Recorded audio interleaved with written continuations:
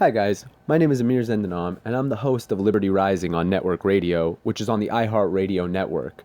We have a very special debate episode for you featuring Derrick Broze and Chase Rachels.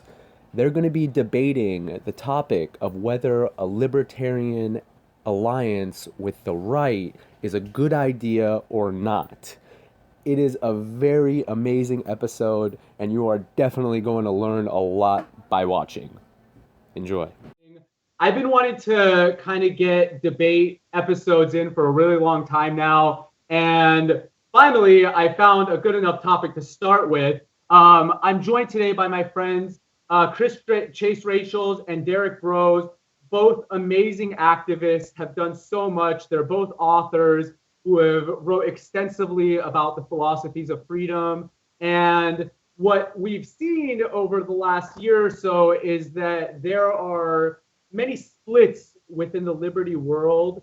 And while we can all agree that the non-aggression principle is the starting point for everything we do here, we do have different ways of kind of achieving that stateless society. Who should we work with? What should we be doing? What is good? What is bad? The right and the wrong things. So tonight, we are going to be hearing about the contentious topic in the liberty movement and the communities that we have about whether a libertarian alliance with the right is a good thing. So a libertarian-right alliance with the right side of the political spectrum that most people follow. And from there, we're just going to have an awesome debate. I'm really glad everybody got to join tonight. First, we're just going to start off real quick by having our guests introduce themselves, give a little background on what they do, the books they've written, a little bit about their activism and their lives. And also, Chase is going to be starting, so he's going to essentially be giving the argument that he has that Derrick disagrees with. So without further ado, my man Chase, how you doing? Good, Amir. Thanks for having me on. It's always a pleasure. Okay, so a little bit about me. I started off in my adult life as an intelligence analyst with the Air Force. And during my tenure there, I discovered Ron Paul and more libertarian ideals. So, of course, after extensive research and studying and reading, I ultimately ended up at the conclusion that no level of state or government can be justified, and have since been an anarchist. Since then, I've hosted a YouTube channel called ANCAP Radio.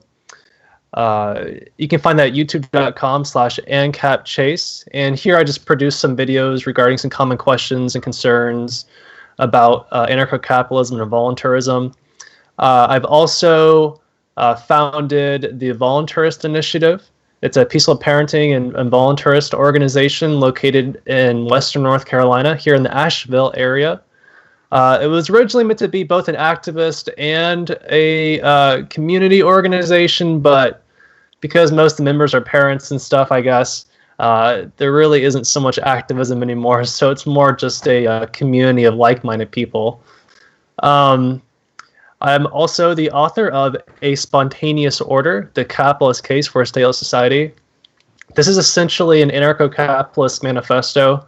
It defines exactly what anarcho-capitalism is. It provides a rational justification for its core principles and applies them to the most salient social issues that we face today, whether it's poverty or environmentalism. Or it also addresses some of the concerns of a free market or capitalist society, like monopolies, corporations, law and order, things of this nature. So if you want to know anything and everything about anarcho-capitalism, this is a great single volume to reference. Beyond that, I've recently been contributing to Being Libertarian Facebook page. Also have just hopped on the Free Thought Project team, and I've recently written an article for them as well. So you might see some more of my work from those avenues too. And from here, I'll just let Derrick introduce himself, and then after he does, I'll get into my proposal, if that's cool. Awesome. Derrick, please introduce yourself. All right. Nice to get to know you a little bit better, Chase. So my name is Derrick Broze. I'm a activist, community organizer, freelance journalist, independent journalist. I started out with activism in 2010 here in Houston, Texas, where I'm based, and started first by just putting out flyers around, asking people if they were concerned about the police state or the surveillance state. Started a group called the Houston Freethinkers, met some of the Ron Paul people, some of the End the Fed people, worked with them. We also worked with a lot of the Occupy Houston people and just collaborated on all sides where we could find common ground, and been working with that community for the last 6 years, doing a number of different things, from building a music and arts community that connects activism to raising money for different community groups, basically putting the actual principles of volunteerism into practice and showing it in real world examples. And beyond that, journalism I got into about 2012. I now write for activist posts for Mint Press News, for the Anti-Media, and contribute to a bunch of other sites. My journalism tends to focus on indigenous struggles and the surveillance and police state issues, and all those that connects to, ultimately, of course, leading people back to the idea that the state is the problem, because I am an anarchist, more specifically an agorist. I've been focusing on building agorism for the last 4 years now, and I'm also a co-author of a book series called The Conscious Resistance. There's 3 different books the last one's about to be released next month, and it's essentially it's called Manifesto of the Free Humans, and you could see it as the retelling of agorist history as created and identified by Samuel Konkin III, and an extension and bringing it into the modern time now, and just a little handbook we hope on how to exit and vacate the state and create freedom now without using authoritarianism, statism, or any other anti-principles, as Konkin called them. And yeah, so that's the long and short of what I do and who I am. Amazing. And thank you guys so much for that. So going off of your introductions, let's get started on the main point of disagreement here. Chase, would you like to start and form an argument as to why you believe that a libertarian and right alliance is a good thing? And what do you exactly mean by a libertarian and right alliance? And could you specify exactly what parts of the spectrum, etc.? Thank you. Yeah. Well, first, let me clarify. It's not a libertarian alliance with anyone from the right. It's specifically an alliance with anyone who happens to fall in the bottom right quadrant of the political compass. So if no one's familiar with it, you got the y-axis goes from authoritarianism to libertarianism. The x-axis goes from economic left, economic right, or otherwise known as socialism to capitalism. So I'm talking specifically about aligning with any groups or individuals who happen to fall in the libertarian and economic right quadrant of that compass. So the idea is that ANCAPs were unfortunately still a pretty marginally sized group, that we have access to only so many resources and personnel and only have so much time and energy between us.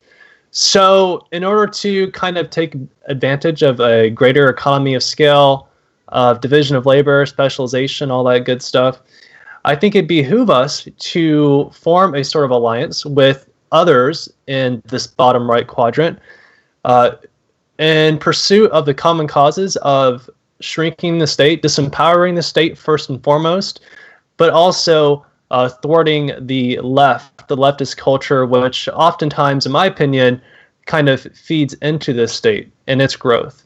My reasoning for the alliance I've already made, but the reasoning I'm not wanting to have a general alliance with the left or left libertarians is because I think that we don't breach a certain threshold which is required for an alliance to be very viable. We have very fundamental cultural differences. For instance, some of the distinguishing characteristics of the left, and this includes left libertarians, is that they are very much into egalitarianism or social justice. That is to say that they want equality among all people in the social, economic, and political spheres.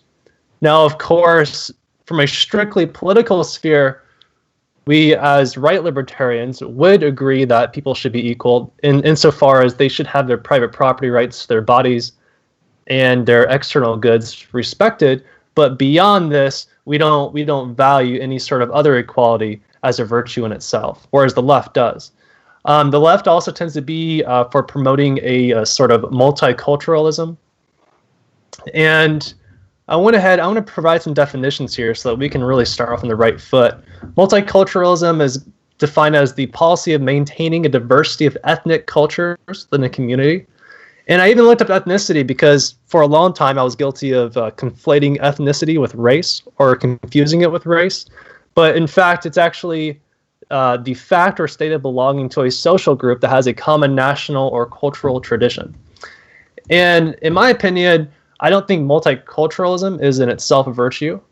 In fact, I think there can be a lot of benefit from having separate, different types of communities that have their own cultures and their own nations, if you will. And I can get more into what exactly a nation is and how that's distinguished from a state later in the discussion. The point being that multiculturalism, egalitarianism, these sort of things, the right doesn't really value. In fact, we value the opposites.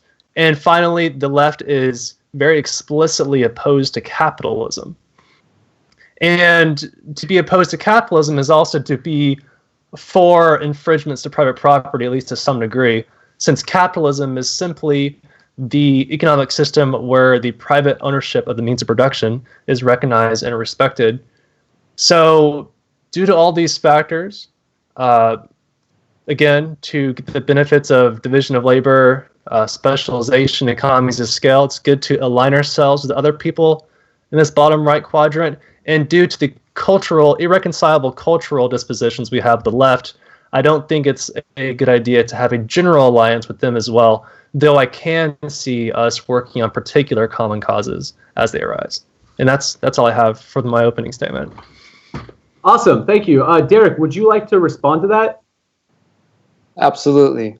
Thank you for that, Chase. And I just want to make this clear because I feel like this is something that the three of us talked about individually before this debate, is that Chase likes to frame everything in terms of left libertarian versus, right anarcho-capitalist or whatever. I don't necessarily buy that dichotomy. I understand that there are differences within this libertarian movement. So I'm not here to defend the left libertarian position per se. And I'm not an anarcho-capitalist. I don't identify as that as well. But I would be here speaking as a libertarian, and a libertarian in the context of the early individualist anarchist, pre-Rothbard, pre-Hoppe, and also speaking for anarcho-capitalists who want nothing to do with alt-right and some of these other elements that Chase is willing to work with. So I just want to establish that first. And in regard to the call for the Libertarian-Right Alliance, there are these different dichotomies. There's already, as Chase pointed out in his post on Facebook, that there is the Libertarian Left Alliance, the movement of the Libertarian Left and the Alliance of the Libertarian Left. These are organizations that were actually started by Samuel Konkin, and I think what we're seeing here basically is just the kind of modern playing out of this continued divide that happened during Rothbard's first attempt at alliances, which was with the left originally. So my first point is that it's already been tried both with the left and the right. I personally am for working with nearly anybody I can, as Chase pointed out at the end, finding common ground. But he often spends a lot of his energy focusing on the left, and even here in the statement seemed to just believe that statism or authoritarianism can't come from the right when it's very obviously can. And I think that also goes to the fact that he seems to think that fascism or authoritarianism is only coming from the left, which is, again, a mistaken position. So I would say that Rothbard tried this. It's been tried in the past to first go work completely with the left, and he got sick of that. He rejected that a lot. I think that was probably his prime period where he understood the need for alliances with different groups. He saw himself as right. Ultimately, he decided to abandon it for some of the same reasons Chase is calling for this right alliance, because many people didn't believe in property rights that Rothbard did. So he said it was kind of a failure, and he didn't want to create a big tent. Then later in the 90s, he did the exact opposite, and he went further right, and he wrote essays that I'm sure many people are familiar with, Right-Wing Populism, where he preached about, what is the paleo-libertarianism movement, which some say Ron Paul, Lou Rockwell, and these others that were and he was willing to go vote for a presidential candidate.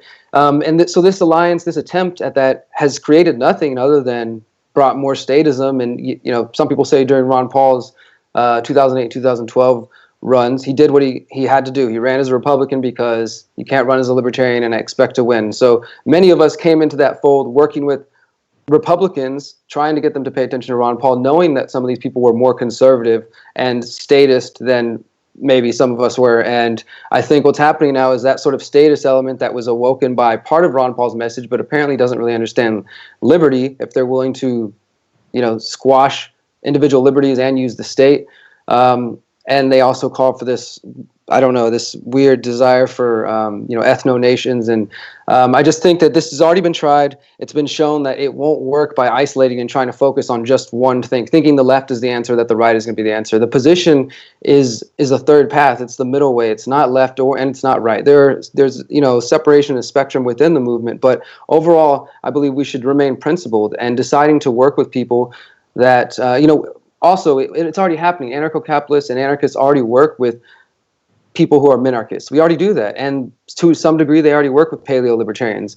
But this call to bring in the alt-right and then calling for ANCAP nationalism, I think is just a nod to this movement that has been infecting the true libertarian movement for the last year and a half and has seen a rise in Donald Trump's presidency. And I don't know why anybody would want to first repeat something that's already failed and then isolate and act as if one side of the spectrum is better than the other when we know that they both are capable of tyranny and statism. Thank you. You guys are definitely talking about the left-right paradigm that I was mentioning earlier. I want both of you to kind of describe your views on that a little in depth, because I know that Chase, I'm sorry, you've made arguments for the political spectrum existing and that everybody kind of falls in one area or another. Derrick, you're essentially saying that you don't believe in that yourself. So, Chase, would you like to discuss what you mean by a left-right paradigm or your paradigm and why it is actually valid or invalid? Yeah, well, let me go ahead and respond to his points here, and I'll actually hit on that point while I respond to them. First, the alt-right thing. When I call for this Libertarian-Right alliance, the libertarian-leaning alt-righters is what I mentioned specifically, and it wasn't really meant to focus on them per se. It was just saying if they happen to fall in the bottom right quadrant of the compass, not the spectrum, then that is who I think would be a good person to align ourselves with on common causes. Now, I do realize that there are authoritarian right-wing people, obviously. I don't deny that. I never have. I also know that there are many alt-righters who are also authoritarian, that they're not all libertarian-leaning. And I'm even open to the possibility that even it might be a minority who are the libertarian-leaning alt-righters. That was just an off-the-cuff example. I mean, paleocons, ANCAPs, libertarian-leaning alt-righters, minarchists. I was just giving an example of groups. I don't have like a special desire or mission to reach out to the alt-right. It's simply anyone who falls within that bottom right quadrant. Statism, yeah, on the right. Already covered that. So it's interesting you bring up Ron Paul, because I think he actually tapped into this very same idea that I'm proposing. And I think that's a big part of the reason why he was so successful, not so much politically, which I don't really care about, but instead of popularizing the message of libertarianism and exposing many more people to it. I think that no one can deny the fact that Ron Paul was a major catalyst in a sort of libertarian awakening in this country. I know for my own self that I probably would have not started on the path to anarchism, at least not nearly as soon, had I not discovered Ron Paul. And I think probably a majority of anarchists, or at least anarcho-capitalists, and right-leaning libertarians had their origin something to do with Ron Paul. Now, as far as delineating between the left and the right, I definitely understand the desire to try to eschew that, to try to say that I'm beyond the left-right paradigm. I used to do the same thing myself, but I think it is valid. And again, I think the main points that it distinguishes on, they're not all political. Some could be cultural. And again, I'm a thin libertarian, so I realize that some of the cultural differences aren't pertinent to libertarianism per se. But again, the left generally, they're pro-egalitarianism, pro-social justice, anti-capitalist. And the right tends to be pro-capitalist. They tend to be not against it. The anti-egalitarian. They don't really need equality as a virtue in itself. They're simply okay with hierarchies so long as they're the result of free market dealings, capitalist dealings. In fact, they're natural. They're unavoidable. And in any attempts to really equalize people in any other capacity than you have the equal right to private property to your body and external goods would actually require aggression. Finally, they tend to oppose multiculturalism. They realize that forcing together disparate cultures actually can create more conflict and strife and hinder cooperation, more allowing people the right to segregate themselves in culturally homogenous communities, or even ethnically homogenous communities, ethnically as I defined earlier. So I think that for those reasons that you can't really say someone doesn't fall somewhere on this left-right spectrum. And finally, as far as nationalism is concerned, it's my last point here. I'll try to speed up a bit. The nation is simply, and I got this from Google. It's not a cherry-picked thing. It's the top definition from Google. A nation is simply a large aggregate of people united by common descent, history, culture, or language, inhabiting a particular country or territory. And even Rothbard himself in the article or essay "Nations by Consent," I'm not trying to appeal to authority, just FYI, he recognizes also that the nation is not the same thing as a state. In fact, he says that explicitly. So I'll go ahead and end there, and I'll allow Derrick to respond. I hope I answered your question adequately.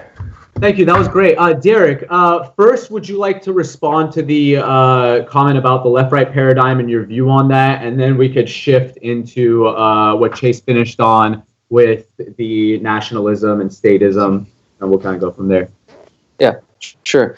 So as in regards to the left-right paradigm, I'm not trying to say that people are completely devoid of it, but I also think that there's an element of that we participate in it, that we voluntarily participate in it. And this paradigm, even the one that you ascribe to as far as the libertarian movement is, of putting left as the enemy and right is, well, they're sort of closer to freedom. I choose to work beyond that and work with people I can. As I said earlier, in Houston, I've worked with all kinds of people on the spectrum, the Ron Paul people, the Tea Party people that I knew were way more conservative than me, and maybe more constitutionalist and statist than I cared for. But I've also worked with Food Not Bombs, people who probably consider themselves ANCOMs, and just going out and feeding people, and done all kinds of work without regard to, are they on this part of the spectrum or this, through communication. And this is, I think that, it's a whole other topic, but I think this is what's missing from the strictly logical or rational view of just looking at the ethics, the morality, and the property is communication, being able to connect with people. You just make this assumption and collectivize a whole group of people that you just lump in as the left and assume that all these different things about them, or even if those values are true for them, that because of that, you cannot communicate with them. There's nothing to be learned from them. There's nothing they can learn from you. And I think it's just a part of the dogmatism that exists a lot in the ANCAP movement. And I wish more people would be willing to work with other people and to try to have communication, because some of those barriers are, I ask ANCAPs, how often have they gone and talked to the ANCOMs? How much Kropotkin have they read? How much Rothbard have the ANCOMs read? I don't really see a lot of movement between these two camps and attempts to understand each other. So, it's just this online culture that feeds into this mentality. And with the left going more extreme, you have the mirror image is the alt-right. And so I don't see why, Chase says it's a small part of his call for things. But as I mentioned earlier, ANCAP's already worked with minarchists. That was, the Ron Paul thing. ANCAP's already worked with paleos. That was the Ron Paul thing.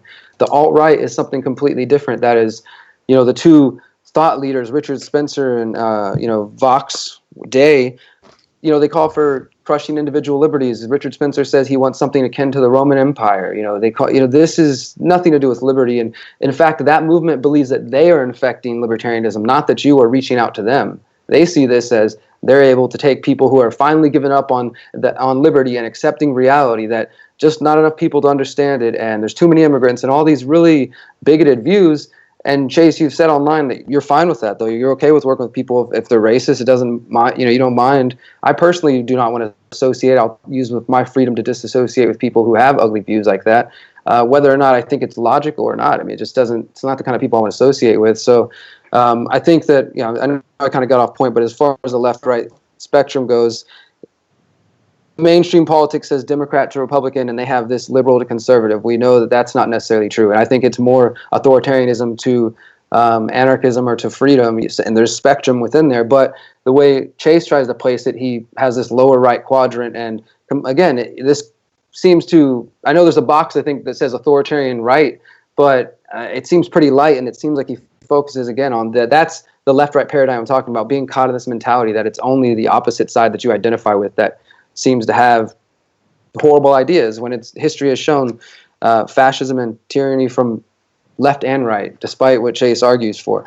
And as far as the what was the last point that you made? As far as it was the nationalism. Nationalism. Point. Okay. We'll get to that right now. One of the actual reasons that I was so excited about doing this debate is because I consider myself an anarcho-capitalist, but I will work with an anarcho-communist. I mean, one of my good friends that I was talking to today about this debate is an anarcho-communist, one of the guys in Berkeley, and I try as hard as I can to find common ground with him. But I also spent the last 5 years of my life active in the Republican Party, not talking about the Constitution, but telling people that we need to achieve a stateless society. And what I found was that there were a few people here and there that were receptive, but I also found that equally on that other side that these people were receptive too. So living in California, I always have this kind of weird mindset where, I find all these disagreements with the left, but then when I have my personal relationships with them, I find it become much easier to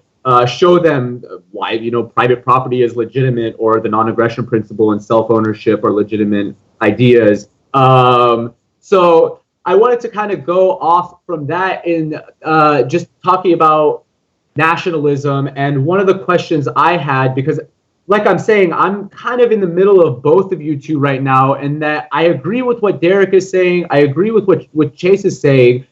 And I'm not sure if it makes me not an anarcho-capitalist if I believe in what Derrick believes, but then I'm still a propertarian that believes in the non-aggression principle. So that's why I'm so excited about this, because I'm like, it's such a great learning opportunity, not just for me, but for so many people that have been kind of eyeing these debates on the internet that have been happening with people like you two. And so it's awesome. I'm super excited right now, as you could tell. So going from there, I have a question, which we're talking about nationalism here.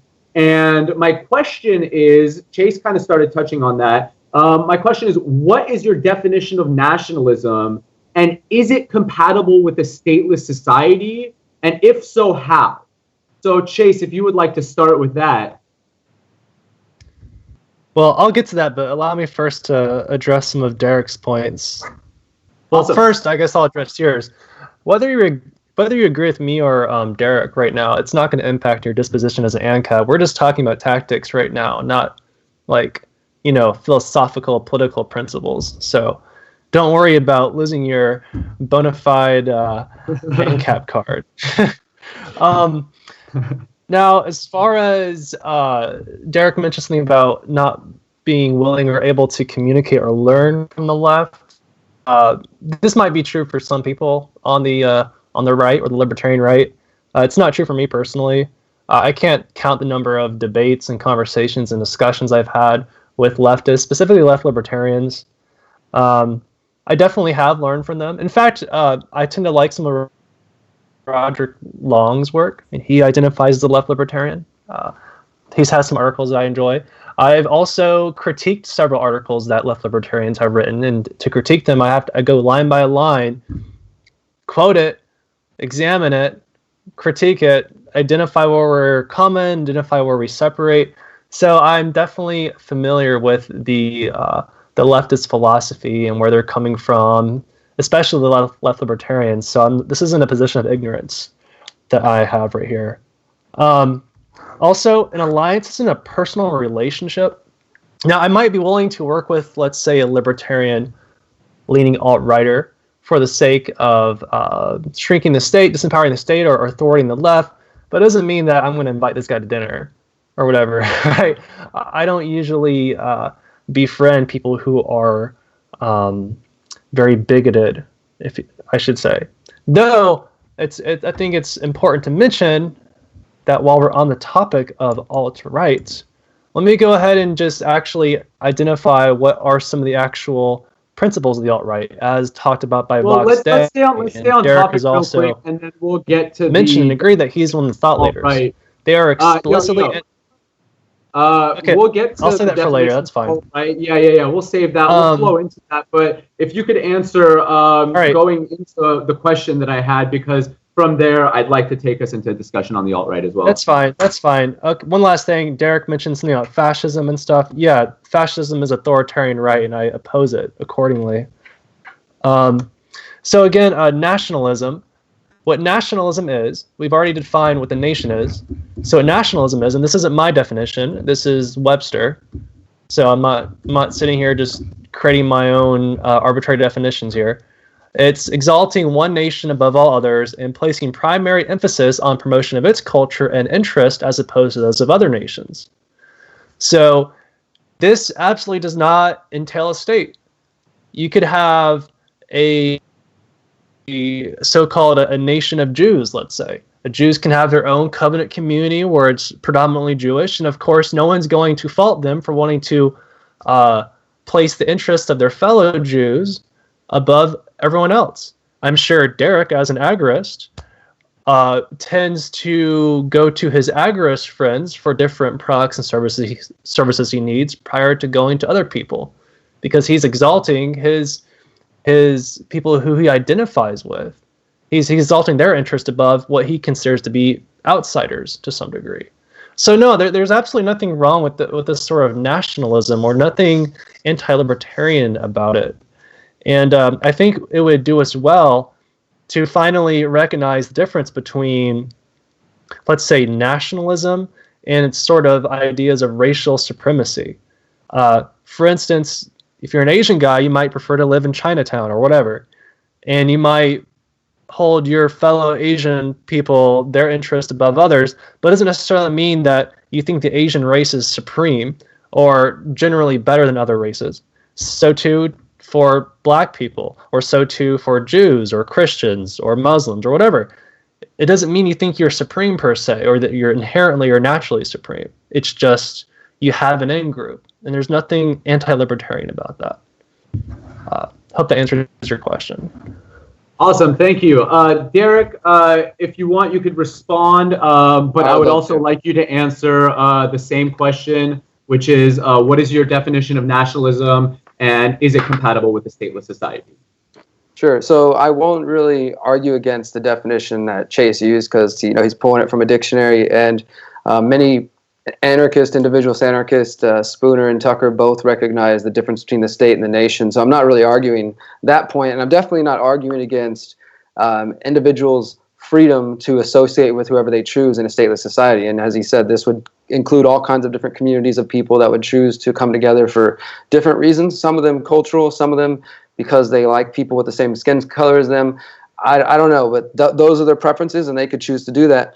And I'm not arguing against that. What I am, the contention that I have with him announcing on Facebook that he is an unabashed ANCAP nationalist is, and also before I get into, I want to say that I recognize people like Gustav Landauer and other anarchists of the past who have talked about nationalism and tried to associate with anarchism. And there's been this national anarchist movement for years that many people have accused of racism and see as, people are like, how can you be a national anarchist? So he's not the first person to try to do this, but I do think, as I said earlier, that these sort of calling himself an ANCAP nationalist is like a nod to the alt-right again. Like they're the ones calling for this ethno-nationalism, this white nations and things like that. And he says that's just a small part of his argument, but everything seems to indicate saying, hi, alt-right, like we're nationalists too. We can be friends. Like, let's work together.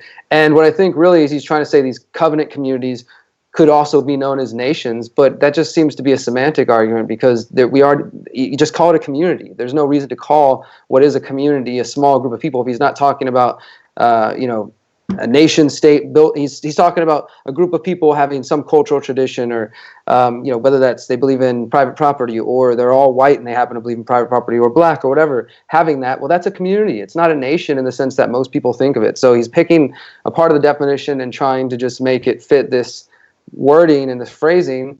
And I think it's, again, just a way to say, okay, well, I'm a nationalist too. We're willing to work with you. And you can see the effect it's having through his Facebook, through social media, the amount of people that are both, saying you're finally coming along, you're finally seeing in the error of your thinking that libertarianism, libertarianism failed. And again, I don't want to appeal to authority, but Mises wrote against nationalism. Rothbard had a statist period. So he wrote about believing in, then again, differentiating between the nation state, but still calling for some type of nationalism. He also wanted to work with essentially the same people. The paleo-conservative movement that he called for, the right-wing populism, it's what we're still seeing today, and it's playing out now just in the form of what we're calling the alt-right. And so Chase is just continuing that same trend. I think he's being a true Rothbardian, calling for working with this more right-wing element and opposing the left, as Rothbard wrote. And this is just the modern day version of it. But I'm curious. Yeah, Rothbard wrote in the second half of his life. Yeah, no, this is the late period of his life, late 90s, 1992, and around that time. But I want to ask Chase if I can be permitted to ask him a question directly. I just feel like, are you calling for your nationalism in the sense of you wanting ethno-nationalism, like an all-white state or an all-European state or anything like that, or are you just happen to discover you like the term nationalism and now it fits your ANCAP philosophy? Because isn't that a thickening? You may say you're compartmentalizing, this doesn't just change my ANCAP philosophy, but you accuse other people of thickening the philosophy, and now you're adding this sort of identity stuff that's the opposite of the SJWs and working with people who are ethno-nationalists and things like that. So is this what you're calling for now? Do you want an ANCAP ethno-nationalist state or community, nation, whatever you want to call it? Chase, would you be comfortable answering that question? Yeah, of course. Okay. 1 second. So first off, again, let me go ahead and repeat the definition of ethnicity. It's defined as the fact or state of belonging to a social group that has common national or cultural tradition. So again, even ethno-nationalists aren't necessarily people who are requiring or desiring a community with the same color of people. Nothing about that definition entails the same color of people or race or whatever. Now, the original reason I brought the nationalist thing, and yes, I agree my post was a little provocative and intentionally so, was because after my initial call for a right libertarian alliance, naturally I got a lot of people who kind of, I didn't realize this would be such a big deal, but I guess they're triggered by the libertarian-leaning alt-right example as a potential group for being in this alliance. And a lot of their criticism was the fact that they are nationalists. And it seemed like this is a major block for people to be willing to forge such an alliance or to participate in such an alliance. So because of this, I wanted to investigate what nationalism was a little further to see if there was any merit to this aversion, or if it was something that they were more upset about the connotation of it. And it turns out it was the latter. It was the connotation of the word, the feeling of the word, not really the meaning of the word. And as a rational person, I like to operate on the basis of the meanings or definitions of words so as to facilitate more accurate and rational discussion. If we're operating on the connotations of words, everyone can have different connotations or subjective feelings about certain words. So if we're just going to use words based on how we subjectively feel about them, this really, in my mind, is a huge block and hindrance to communication. So I investigated this. I made a subsequent post talking about that, well, nationalism actually isn't necessarily at odds with libertarianism. And according to the definition, yes, I would consider myself to be a nationalist. And the fact that if we had Ancapistan tomorrow, I'd want to live in a nation of people who, or a covenant community, which I would consider a nation, of a large aggregate number of people who share the cultural values of, they subscribe to the AP, They favor capitalism, private property above all else. I would also want this community to be promoting of peaceful parenting. That would be another big thing. And these are significant cultural dispositions that you have here. And yes, I think it would be better to have people the freedom and the liberty, and not to stigmatize them for wanting to live in these sort of nations, in sort of culturally homogenous communities, or even ethnically homogenous communities. I don't think that that's something we should be discouraging, because if we're trying to pressure people into living in multicultural environments, I think this is really going to lead to more conflict, which is going to really be bad for the sustenance of a sort of peaceful society.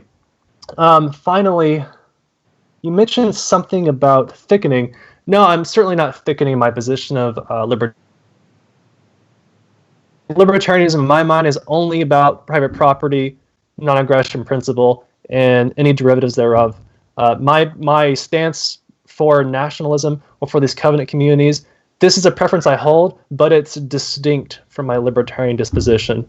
This makes me different than like a left libertarian per se, who will say that his stance against racism is part and parcel with libertarianism. And it's this willingness to compartmentalize, which is another thing that usually distinguishes the right from the left. I know the right doesn't always do it well, but they tend to do it a lot better than the left does. That's all I have. Great. Derrick, would you like to respond to that? I think I probably said what I can. I think we're just arguing over semantics now. I think it's ridiculous to use nation when people typically, yes, you can argue for using it as rationally as possible, and you need to have the words of the specific meaning, as he argues with the word capitalism. But then you spend all your time trying to get people to understand, no, I don't mean that type of nation. I mean a community, but we call it a nation. So, I mean, I don't think there's really much else to say, just different preferences there. But I would like to get into, as Chase was trying to get into earlier, the points of the alt-right. Yes. If you would like to start off with that, we could have Chase respond. And, first, sure. I'd like to actually have you guys go about what you define the alt-right as, and then go from there. Okay. I'll let Chase start there. Yeah, go ahead. Cool. Sure. I went ahead and I think Vox Day is one of the thought leaders, like Derrick already recognized. So he made this article about the 16 points of alt-right, and there is definitely a large white nationalist influence, which is not something that I myself, hop on board. But again, I recognize that it's not necessarily in conflict with libertarianism. Now, here are the reasons why I think that an alt-righter could theoretically be libertarian-leaning, and I think that there are libertarian-leaning alt-righters. One of Vox Day's points was that alt-right is explicitly anti-socialist and even anti-neocon. They're also anti-globalist and centralization of power. And I think as libertarians, we view any disempowering of the state as a step in the right direction. So the less centralized this power, this aggressive power is, the better. He even explicitly mentions that they're not white supremacists. Not that this is relevant to their compatibility with libertarianism. I just think it's interesting to note that he's very explicit about alt-right is not white supremacists. They're white nationalists. And I think I made the distinction about that earlier sufficiently. And they're also explicitly anti-war. And I quote, he says that alt-right is a philosophy that values peace among the various nations of the world and opposes wars to impose the values of one nation upon another. And they're anti-equalitarian or egalitarian. And it's for these reasons why I think that, for the most part, they are compatible with the bottom right quadrant, that they could theoretically fall in there. The only place I see with the alt-right where they necessarily contradict a libertarian stance is they oppose international free trade. And of course, any protectionist measures involve private property violations. But again, I mean, minarchists also oppose private property to some extent because they want there to be a state, and a state cannot exist without violating private property. So again, even though that they favor some policies which do definitely inflict on private property, I don't think that is to the extent to where they're necessarily not going to fall inside that bottom right quadrant. And again, this alliance I propose would only be for pursuing common causes. It would have nothing to do with protectionist measures. It would have nothing to do with promoting white nationalism or any other thing other than disempowering the state and thwarting the left. So I actually have I have a point about that that I wanted to ask about. You say that you have common goals, but under my impression, my common goal with you two is that we are trying to abolish the state, not roll back on certain areas of the state that we both equally don't like, because we personally don't like that because of a principle, the non-aggression principle, and their distaste for these institutions of government aren't really coming from the same principles as us. So is that actually a common goal, or are you just like finding areas? Because it doesn't seem like we have anything actually in common as far as principles go. Yeah. Again, anyone who's not an anarchist isn't technically right. They're not technically principled, though they might think they are, right? So it's more a matter of degree. To what degree do they value private property? To what degree do they value the free market? Because if you're not an ANCAP, anyone not an ANCAP is not going to be a principled capitalist or a principle for private property. Yet we recognize that this shouldn't preclude us from forming alliances of people, so long as they have a sufficient degree of respect for these institutions. And I think that it can be possible for a lot of alt-righters to have a high degree of respect for private property, who want to disempower the state significantly, although they don't want to abolish it. That's understood. They may want to shrink it a lot, which we do as well. And again, if we ever get to the point to where we shrunk it down to the lowest common denominator, then we can part ways at that point. But again, the reason why I think alliance with them and other people in the bottom right quadrant can be viable is because we don't just share our affinity for private property and freer markets than we have now. We also have substantial overlapping cultural dispositions as well, which I don't think we do share with the left. And I've already gone over those extensively previously. Great. Derrick, would you like to respond to that? Yes, thank you. So I posted the link in the live feed for those who are wanting to follow along that Chris is referencing, or Chase is referencing. He posted it on his other Facebook profile, a libertarian take on the 16 points of the alt-right from anarchistnotebook.com. And you can see the person, whoever the author is, they basically just do what Chase did and try to analyze it and make it fit a libertarian, message and say it's compatible. Then, what's interesting is those 16 points, as we pointed out, were written by Vox Day, who's, a spokesman. Pretty much everybody who considers him part of the alt-right would consider him to be at least one of the spokesmen and one of the early proponents of this ideology. So he responded to this libertarian take on the alt-right. This is February 27, 2017, and I'll post this in the link as well. And so he kind of quotes a section of this review. So it's a libertarian reviewing the alt-right, and then Vox Day coming back and saying, oh, wow, it looks like the libertarians are kind of waking up to our philosophy. And I'd like to just see you read this section here to you guys to understand what the spokesperson, one of the heads, the thought leaders of the alt-right movement, thinks about libertarians and freedom. The core conflict between libertarianism and the alt-right is that the alt-right is perfectly willing to crush individual liberties if that is necessary to preserve Western civilization and the European nations. And that is something that libertarians are going to have to accept if they are going to remain intellectually relevant in any way. Because for all that nation state is a necessary evil, it is vastly preferred to the multinational state or the global state. And those are the three options on offer at present. I expect most libertarians to eventually gravitate to the alt-right simply because the latter is both viable and coherent, while the former is not. I hope you will note that I don't say that with contempt, but rather with regret. So, this thought leader here is saying the big difference that you were just asking about, Amir, a moment ago, where do we line up? Well, obviously the big difference is that these people are willing to crush individual liberties, as he just said so himself, while thanking the libertarians for giving their take on his 16 points. And Chase is again saying, well, I'd much rather work with these people, libertarian-leaning alt-righters, some sort of animal that seems hard to find. He says he's willing to work with them, but not the leftists because they disagree on private property. And, the argument is, well, at some point we're going to meet, it's going to meet a point where the proprietarians and non-proprietarians are going to come to a head, if the state's not there, and there'll be war. And this is just why this clashing is taking place. Well, do you not think, Chase, that when it comes to, okay, well, we've reduced the state somewhat where it serves the alt-right agenda, eventually they're going to turn on those who favor individual liberties and civil liberties, the libertarians that they're sitting here laughing at, and they will use the same force and authority against you as well. So you're aligning yourself, or wanting to align, even if it's just a small part of your call for an alliance with ethno-nationalists. And again, that's not intrinsically wrong, but these are people who are calling for a white nation. They never define what white means. They rarely define what Western civilization or Western values means. They completely ignore a history of Eastern accomplishments. So they're ahistorical. They don't have principles.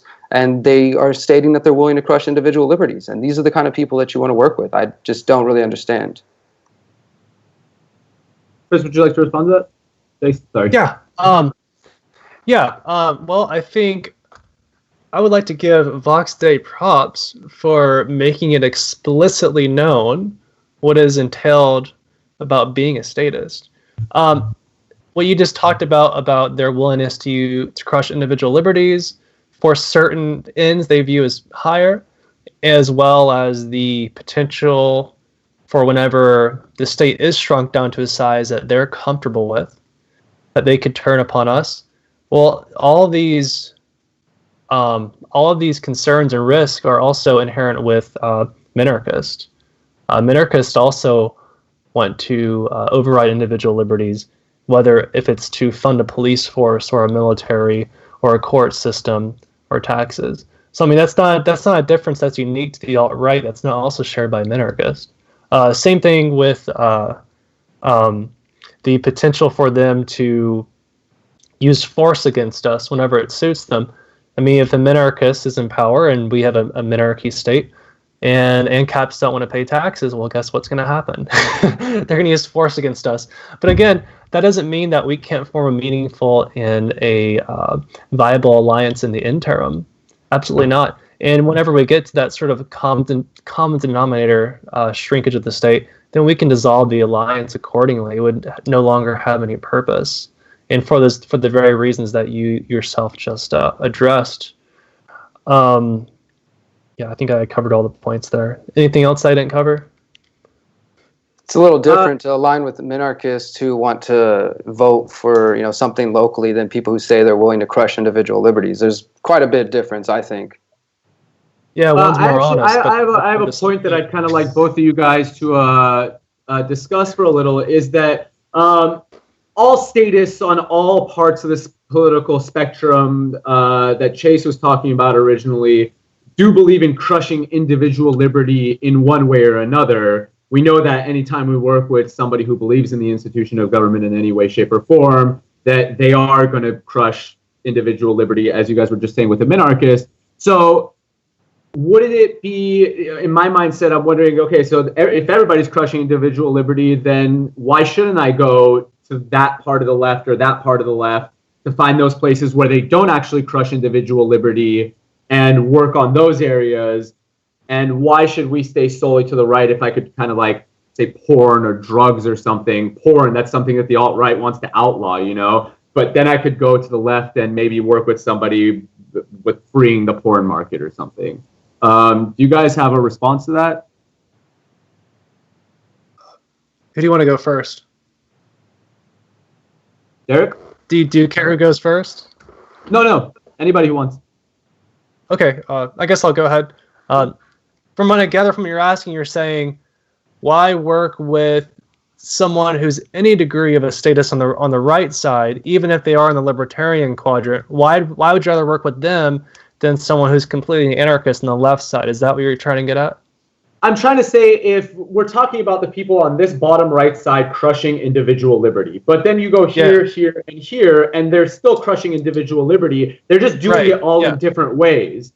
So essentially, wouldn't it therefore be okay to work with everybody if we're going to work with one side who crushes individual liberty? I see what you're saying. Might as well go for everybody who's crushing individual liberty, right?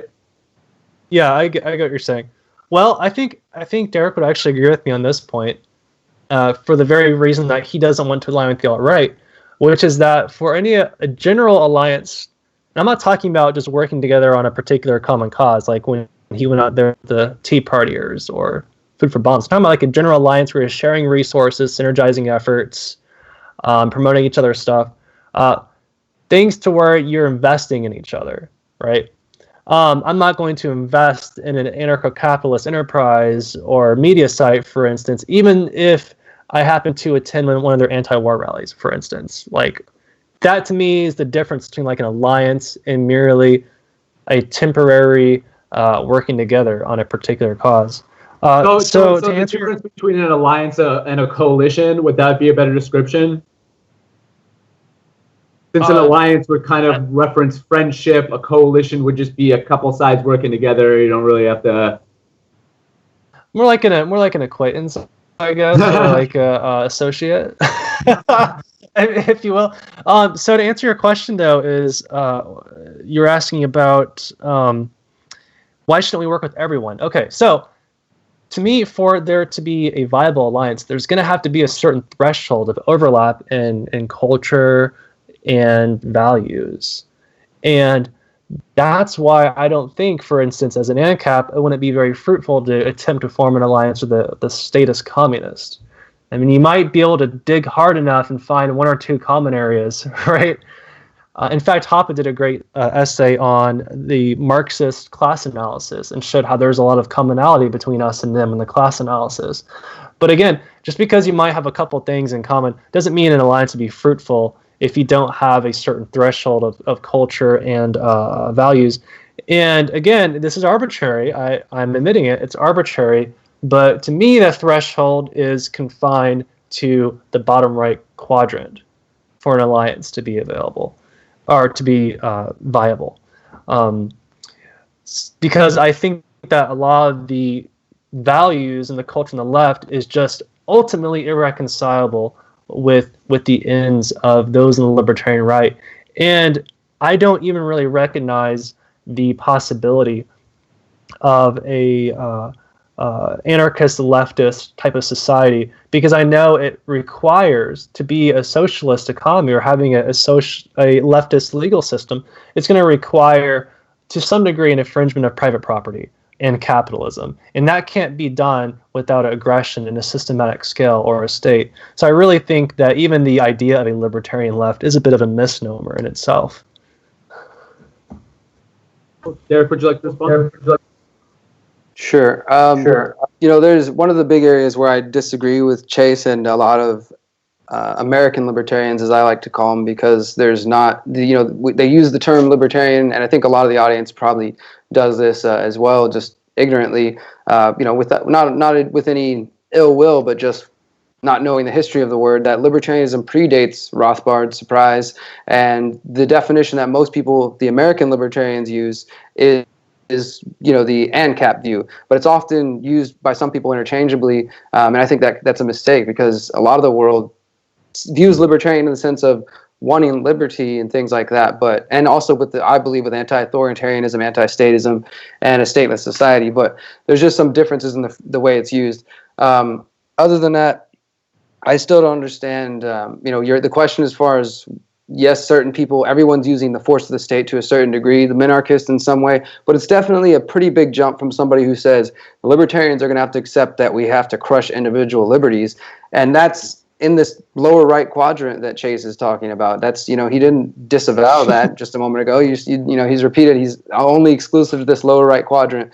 So, anybody else outside of that, I guess, is is not open to this, where I try to find common ground. I look at the term alliance as something that is long-term, but it's also just sovereign individual units coming together for a specific goal and then disbanding once that goal has been met. I sometimes call them freedom cells. Konkin called them alliances. He called for the New Libertarian Alliance and trying to find this common ground with a number of people. So I try to find that common ground. I seek that, but I also understand the limitations of that. The entire time I worked with Ron Paul people, I understood where we had common ground and where we didn't, and I focused on those areas, even though I knew we had some cultural differences.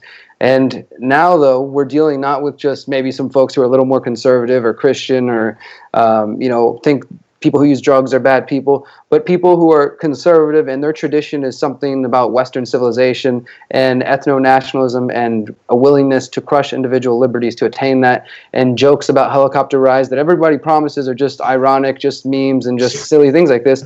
But I mean, I personally don't want to associate with people who make jokes about Pinochet and throwing people out of helicopters. Those were the counter-revolutionaries, the people that they saw as the enemy of their revolution, were thrown out of the helicopters. So is this the sort of mentality that we want to align ourselves with? I personally don't, and I think it's a mistake of any person who identifies as a libertarian to do so and to believe that the alt-right can be a friend to true liberty, to actual liberty, when they want to work within the political system. They want to support Donald Trump. They want to, create this ethno-nationalist state without necessarily saying how they plan to do it. I don't know. I just don't see anything positive out of working with that group. But generally, I do try to work with people across the spectrum. There are people on the left, though, that I would say, hey, I can't work with you because you say you're willing to use violence on my other friends who call themselves anarcho-capitalists. And, I'm not down for that either. So I try to get past the extremes on both ends and find the people who are just after the anarchist message, stateless society, removing government, removing the state, removing authoritarianism, and then allowing true spontaneous order, which would be competing economic systems. And if anarcho-capitalism is the one to succeed, then it will be so. But I think it's going to take a lot more, again, as I said earlier, communication, putting down some of the walls, putting down some of the dogma, and dare I say ego, and being willing to work with other people across the spectrum, not just this one group that you deem is right, when there's obvious signs that they're not the right group to work with. Thank you. Chase, would you like to respond? Seems like you would. I'd love to. Let me go ahead and take this moment to explicitly disavow the crushing of individual liberties. I know you said I didn't disavow that. So Happy to hear that. Happy to hear that. So I'm certainly not endorsing that. And also, I'm not even saying that Vox Day himself is per se one of these libertarian-leaning alt-righters. I'm just kind of using him as an example, his writings of what the alt-right is, because I think they're more authoritative, if you will, as far as describing the alt-right than other people's. Also, as far as the Trump support and all this stuff, yeah, I know they do political things in their own, and I don't agree with it, just like the minarchists do. I don't agree with those. And that's why the alliance I call for is explicitly renouncing any sort of political action. So that wouldn't be in no way part of the alliance. Now, let me give you an example of how it can be beneficial to have a sort of alliance with these people. For instance, I'm going to be having a debate with this guy who is the host of Fash the Nation. I don't know if you're familiar with it. It's like one of the biggest alt-right podcasts on the internet. And he gets 100,000 downloads a week. And I'm going to be on there. I'll be anarcho-capitalism versus alt-right. And it'll be exposing hundreds of thousands of people who are probably not having much exposure to ANCAP ideas. And not only that, but also be showing that a lot of their ends, their cultural ends, in fact, can still be achieved under an anarcho-capitalist framework, that they don't require a state to achieve them, or the use of aggression, or even helicopters. So I think that's another good reason to kind of have an alliance with these people, is because you have access to a lot more resources, a lot more reach, a lot more influence than you otherwise would not. If you are diametrically opposed, they're not going to give you that platform, most likely. Now, you mentioned something about a true free anarchist society is one with multiple different economic types. I agree. However, I only think that the coexistence of different types of economies is possible under a prevailing anarcho-capitalist legal structure. Because anyone who has the ability to privately own the means of production or any other good he homesteads or gets through voluntary exchange, anyone who does this has the full right to pull his property in any way he wants to. He can form a mutualist enclave, he could form a commune, for a communist commune, or even a primitivist tribe. But the reverse is not true. Under a mutualist society, they're not going to allow for, let's say, absentee ownership, for instance, landlord-leasee arrangements. They're going to employ occupancy and use norms, which in themselves preclude the formation of an ANCAP society. With a communist society, it's even to a greater degree. They're not going to allow any private ownership of means of production whatsoever. That doesn't matter how frequently you're using it or occupying it. And of course, primitivist society is not going to tolerate any of that whatsoever. They're not even going to tolerate agriculture or post-Stone Age technology. So if you truly are interested in anarchism, and you define anarchism as having the potential for a plurality of different economic types and lifestyles, then an overarching anarcho-capitalist society is the one that you want to shoot for, because that's going to enable the greatest variety of lifestyles and economic types possible. And finally, I'm definitely willing to work with anyone on common causes, particular common causes, just in case I haven't made that clear already. What we're talking about here is who is viable for a more general alliance, which is something more intimate and invested than simply working together on something. Go ahead. So my question would be, are you advocating that we work with all who view themselves in that lower right-hand quadrant of your spectrum, even if they're white supremacists or calling for, extreme state control on certain areas? I mean, I know that the alt-right is in favor of closed borders and immigration restrictions, and those are big government programs in our modern paradigm. So is there any case in which you wouldn't work with somebody from that lower right quadrant? Or are you saying in any case, no matter what, even if they're white supremacists or whatever, you're still open to allying with them because most of the beliefs that you share, you could find common ground, things like culture and things like that? Yeah, it breaches a certain threshold. So now you mentioned about even if they have extreme status of intervention in certain areas, well, it can't be too extreme or they'll be disqualified from being in that libertarian quadrant. So there is a limit to how extreme it can be for the statism thing. But as far as they're white supremacist or black supremacists or whatever, I don't care. That's utterly irrelevant to the goal I'm trying to pursue. I really couldn't care. But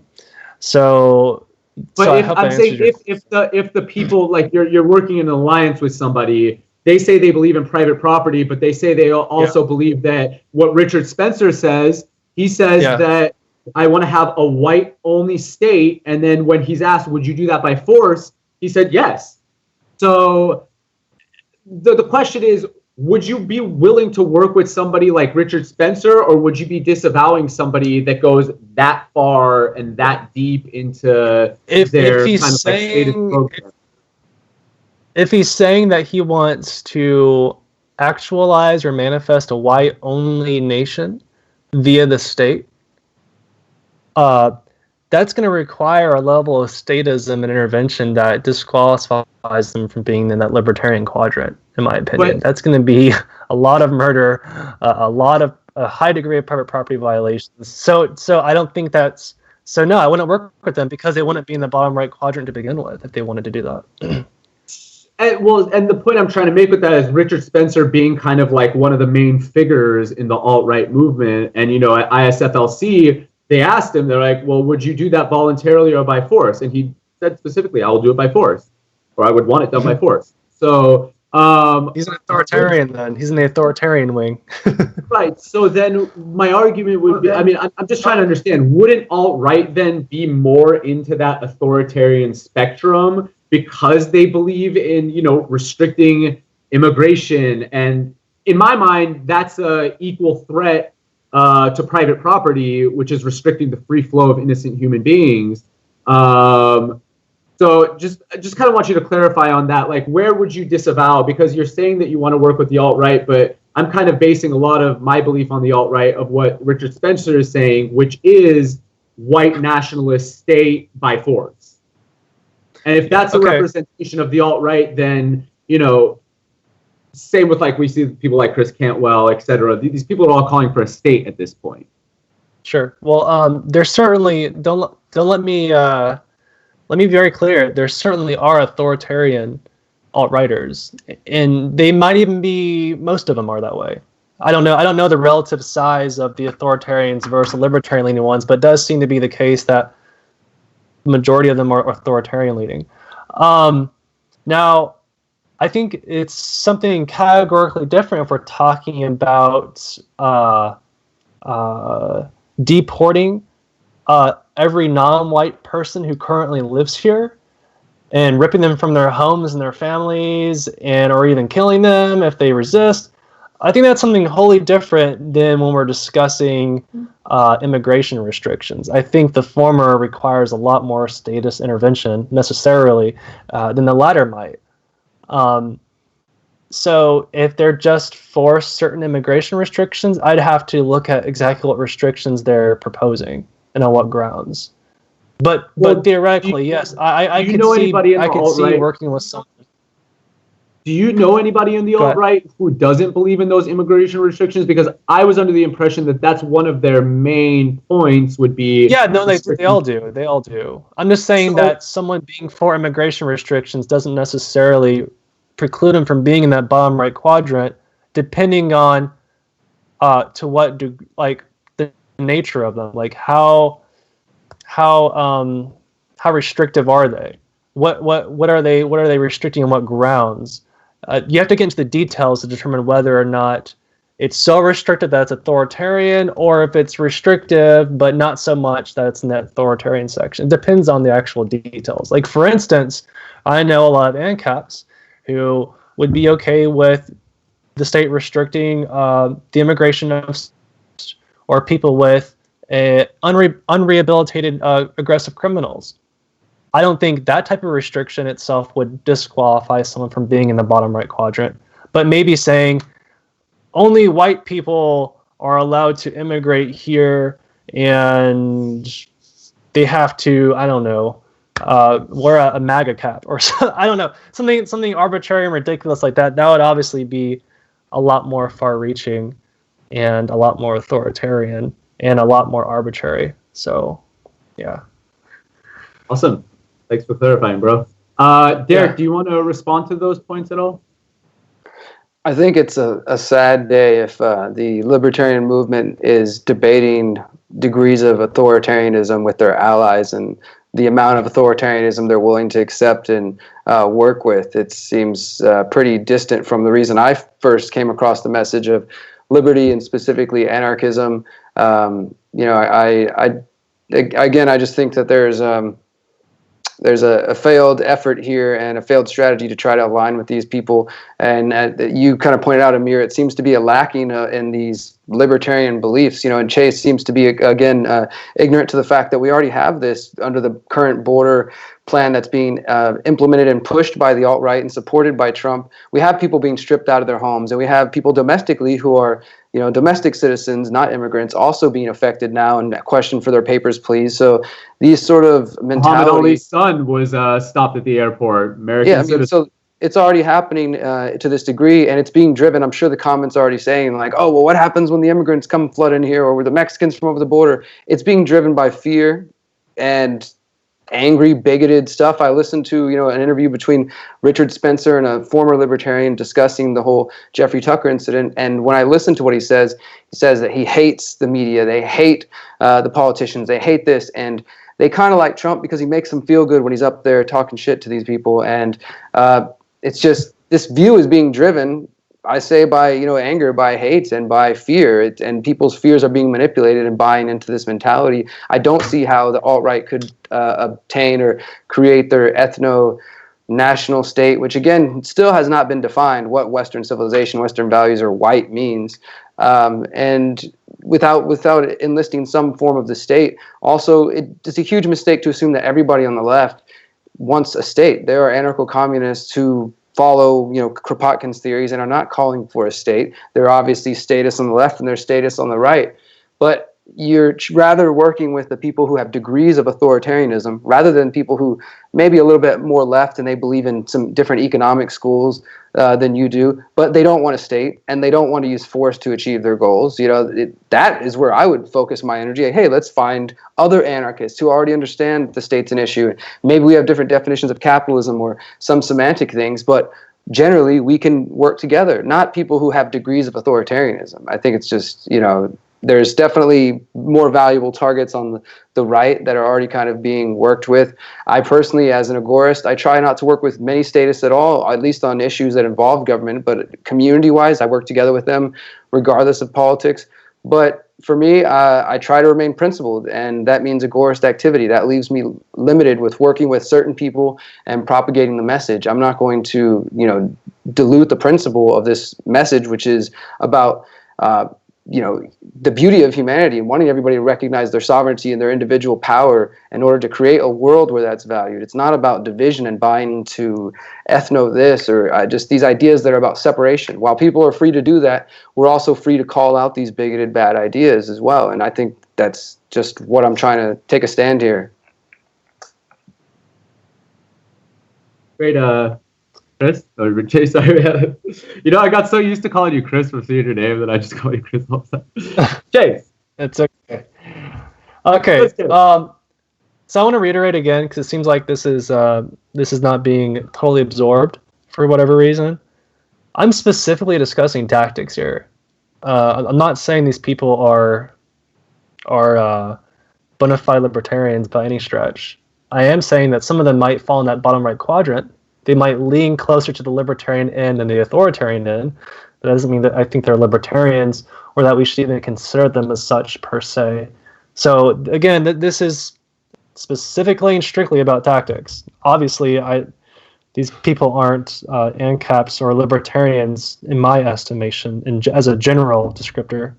Now you mentioned you don't want to work with people who are for immigration restrictions, but I guarantee you all those Tea Partiers you worked with want some degree of immigration restrictions, as do minarchists, most minarchists.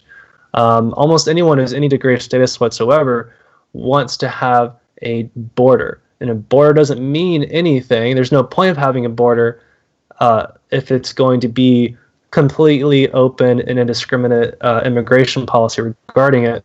So again, this idea about the alt-right wants immigration restrictions is not unique to the alt-right. It also is shared by minarchists and Tea Partiers and all those people. I am no way. I don't know many anarchists that argue for borders.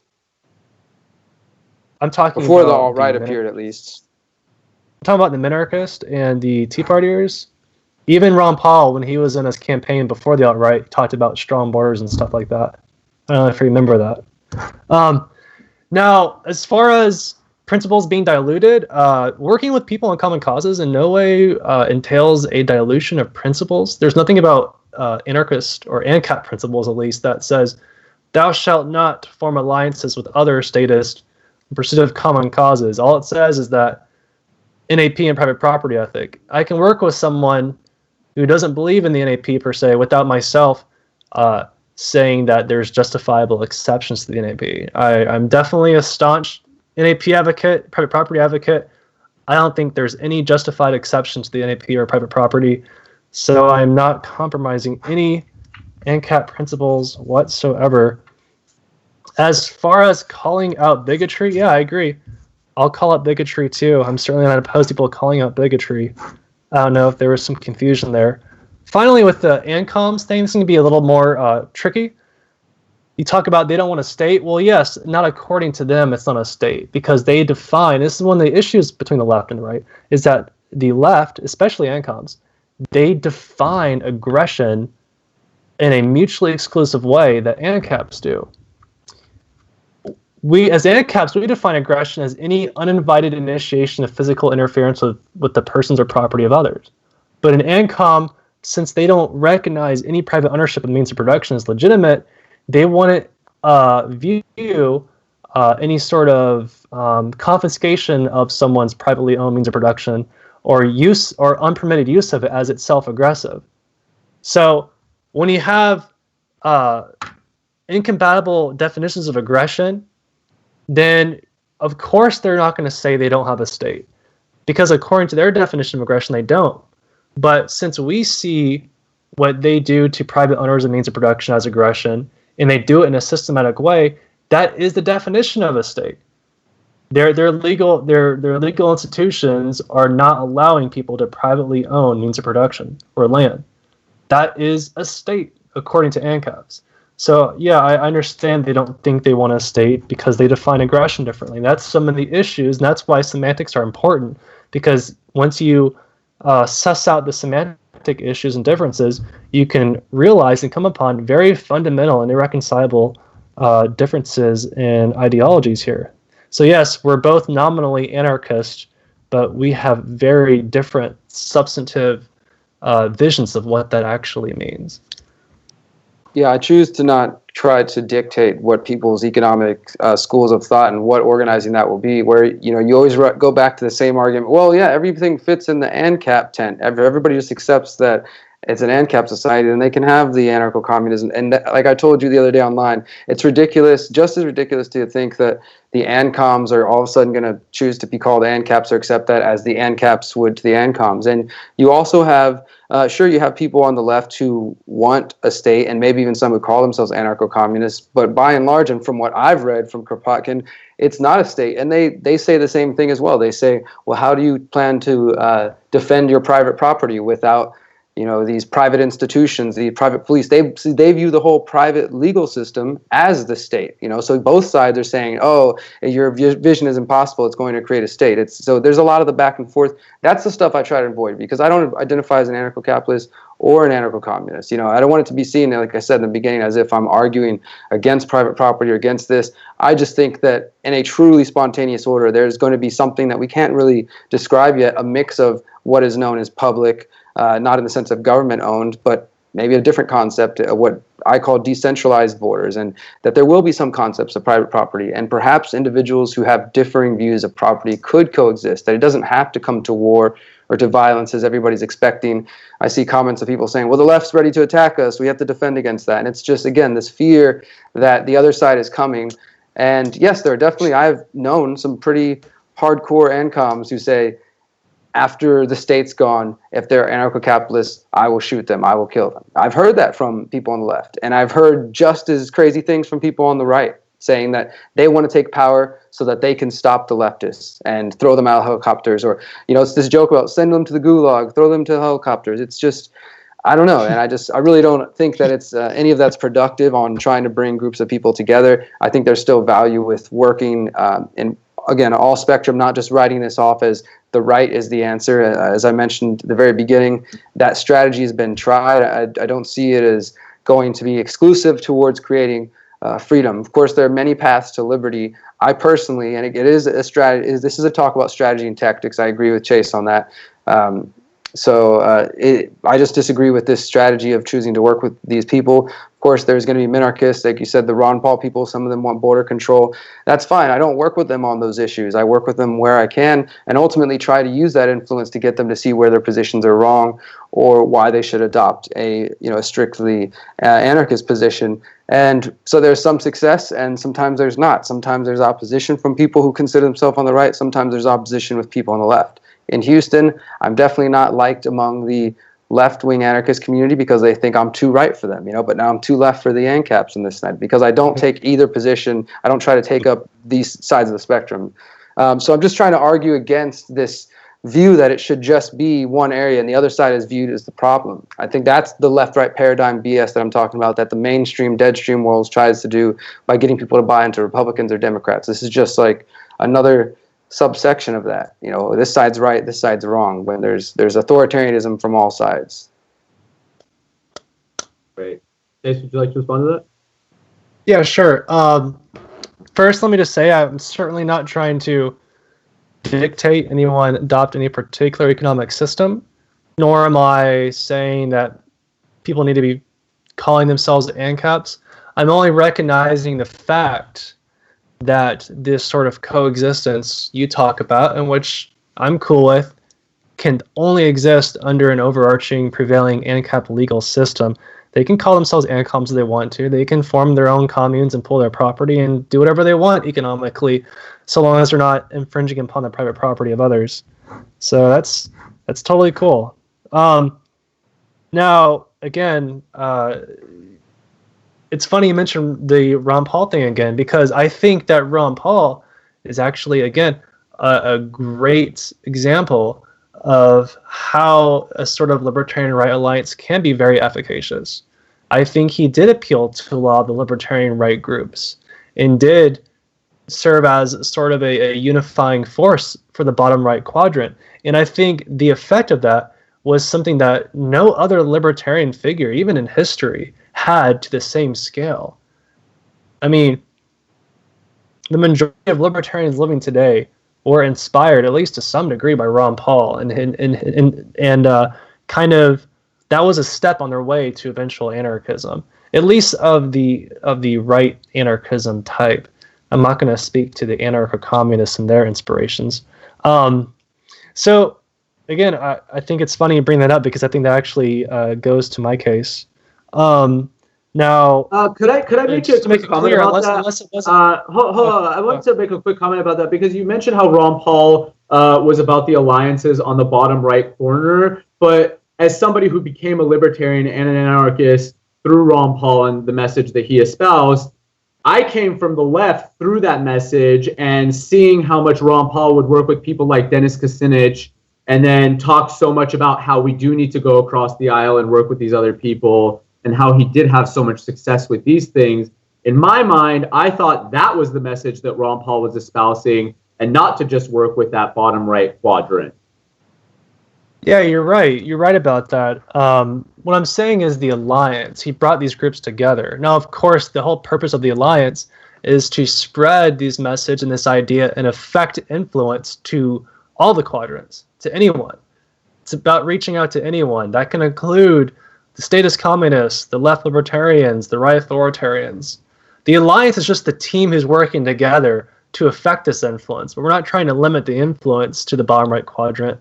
The influence is going out to anyone who's willing to listen, which in your case would be you were on the left. And because there was such a dedicated and cohesive alliance of people inspired by Ron Paul, this message was able to traverse what were traditionally very divisive political lines, and even attract a lot of people from the left to adopt a sort of libertarian. That's exactly the kind of effect that I would be shooting for. Now, finally, the immigration thing. This alliance I'm proposing wouldn't be in any way advocating for state immigration restrictions, just in case that wasn't made clear. Because again, there are ANCAPs which dissent on that between themselves too. So again, this is only about working on common causes. That's not a common cause. All right, that's all I have. Awesome, thank you, man. Derrick, would you like to respond to that? I'm fine with moving forward. Cool. All right. So one of the topics I wanted to kind of ask you guys about was entryism. And I have the Wikipedia article in front of me right now, and I just kind of want to know your views with entryism, and if you believe that this Libertarian-Right alliance would be engaged in entryism. And it's a political strategy in which an organization or state encourages its members or supporters to join another, usually larger organization in an attempt to expand influence and expand their ideas and program. In a situation where the organization being entered is hostile to entrism, the entrist may engage in a degree of subversion to hide the fact that they are an organization in their own right. And one of the examples on Wikipedia is how the Democratic Socialists of America, they pursue their reforms generally through the Democratic Party instead of establishing their own third party. I kind of wanted to know what you guys, what your thoughts were on entryism and the topic that we're discussing. Chase? Okay, I'll start, I guess. Yeah, definitely a side benefit of having an alliance like this is, as an ANCAP myself, of course, I can't help myself. I would love to do some entryism with the minarchists, the constitutionalists, the paleo-libertarians, even the alt-righters. Yes, of course, I would love to try to bring them over to the ANCAP way, and I'm sure they would be doing the same with me. But what I think is really unique about anarcho-capitalism, and which I think gives it a unique defense against entryist measures, is because it's such a sound and incontrovertible philosophy, both politically and even economically. It's a lot more difficult to bring someone away from ANCAP than it is to take someone else towards it, in my opinion. And I think that some will say that, well, I see a lot of ANCAPs going out right now, and I see a lot of ANCAPs doing this. Well, the issue with these people is they never took the time to really learn the economics. They never took the time to really learn the philosophy any deeper than just an intuitive appeal to the NAP. And that's why I wrote the book I wrote, because it's very essential for people to deepen their understanding of the philosophy, its scope, its boundaries, and even the economics. Otherwise, you're susceptible to being very fickle in your views. And I think anyone who has even an intermediate understanding of anarcho-capitalism and the economics behind it is going to be a lot more difficult to sway towards the direction of the alt-right or towards any other statist direction than it is to sway a statist towards our direction. We have reason, logic, and soundness on our side. I think the one thing we can work on, though, which is something that I think the left tends to be better at, and we can learn a thing or two from the left in this area, is the aesthetics. They tend to be a lot more creative with the marketing, with the kind of artistic appeal, cooler in a lot of senses, if you will. They know how to really appeal to people's aesthetic pleasures. And I think people like Eric July are actually doing a good job of filling in that gap with his music and his art. We definitely need more of that. But yeah, I hope that kind of answers the question. There's definitely going to be entryism on all sides, no matter what groups we're working together. Thank you. Derrick, would you like to respond? Yeah, sure. And also about the point of entryism? Yeah, that's I'll start there. So with the entryist idea, I definitely think that that's what's happening with the American libertarian movement, and that's sort of what Vox Day was expressing in that essay, that he's saying, okay, eventually the libertarians are going to have to get over their love of individual liberties, because their whole argument is that because there's too many immigrants, or people aren't intelligent enough to get liberty, or there's not enough white people to understand liberty, we have to put a strongman in there to try to command authority. You can laugh, Chase, but this is what the alt-righters are saying, that people are too stupid to understand liberty, and so we need a strongman, Trump or somebody like him, to come into place and suppress the enemies, the left, in order to maintain. And they promise on their way to suppressing these people and nationalism that somewhere we're going to get to freedom, somewhere along that. And to me, it's just it's a failed idea to believe them that that's going to achieve freedom. I know Chase knows it's not going to lead to freedom. So I do think the entryism is coming from the alt-right, and I also agree with Chase that some people really didn't get the message, because if they really did, then they wouldn't be going this direction. I don't think, I'm not a flag waving ANCAP or anything like that, but at least I can say that there are ANCAPs who have stuck to their principles, and I just worry that Chase is starting to stray from those principles, with his compartmentalized preferences for working with authoritarians of different degrees. But yeah, so I think that's one thing. Then the second point, or something else you mentioned, I think is equally important as far as the left being cooler, or however you want to phrase it. I can resonate with this as somebody who attends and speaks at events that are both more within sort of left anarchist circles, maybe even anti-capitalist circles, and it's at a community house with people hanging out and making homemade food together and sharing that, and then going to ANCAP or right libertarian conferences, and it's these huge big tent things with suits and $20 drinks and all this kind of stuff. There's definitely different mentalities in that, and in Houston we've spent a lot of time on bringing activism, music, and art together. We've been able to influence a lot of people, musicians who work with us through the Houston Freethinkers, and the ideas that we promote by organizing a twice-a-year music festival, music art activism. We have speakers put in between the music. And so it's another way to create a space where people are just living free without concern to what background they come from or their ethnicity or their color or anything, or even what music they listen to. People come together, they share a space for 2 days, for 12 hours, and we show them what freedom really looks like. That gets people interested in hearing more about what we're involved in. So I do think that Chase is right, that there's probably some better methods that could be used. This brutalist mentality that, freedom means just being as big a jerk as you want because that's freedom, right? It doesn't really bring a lot of people into the fold.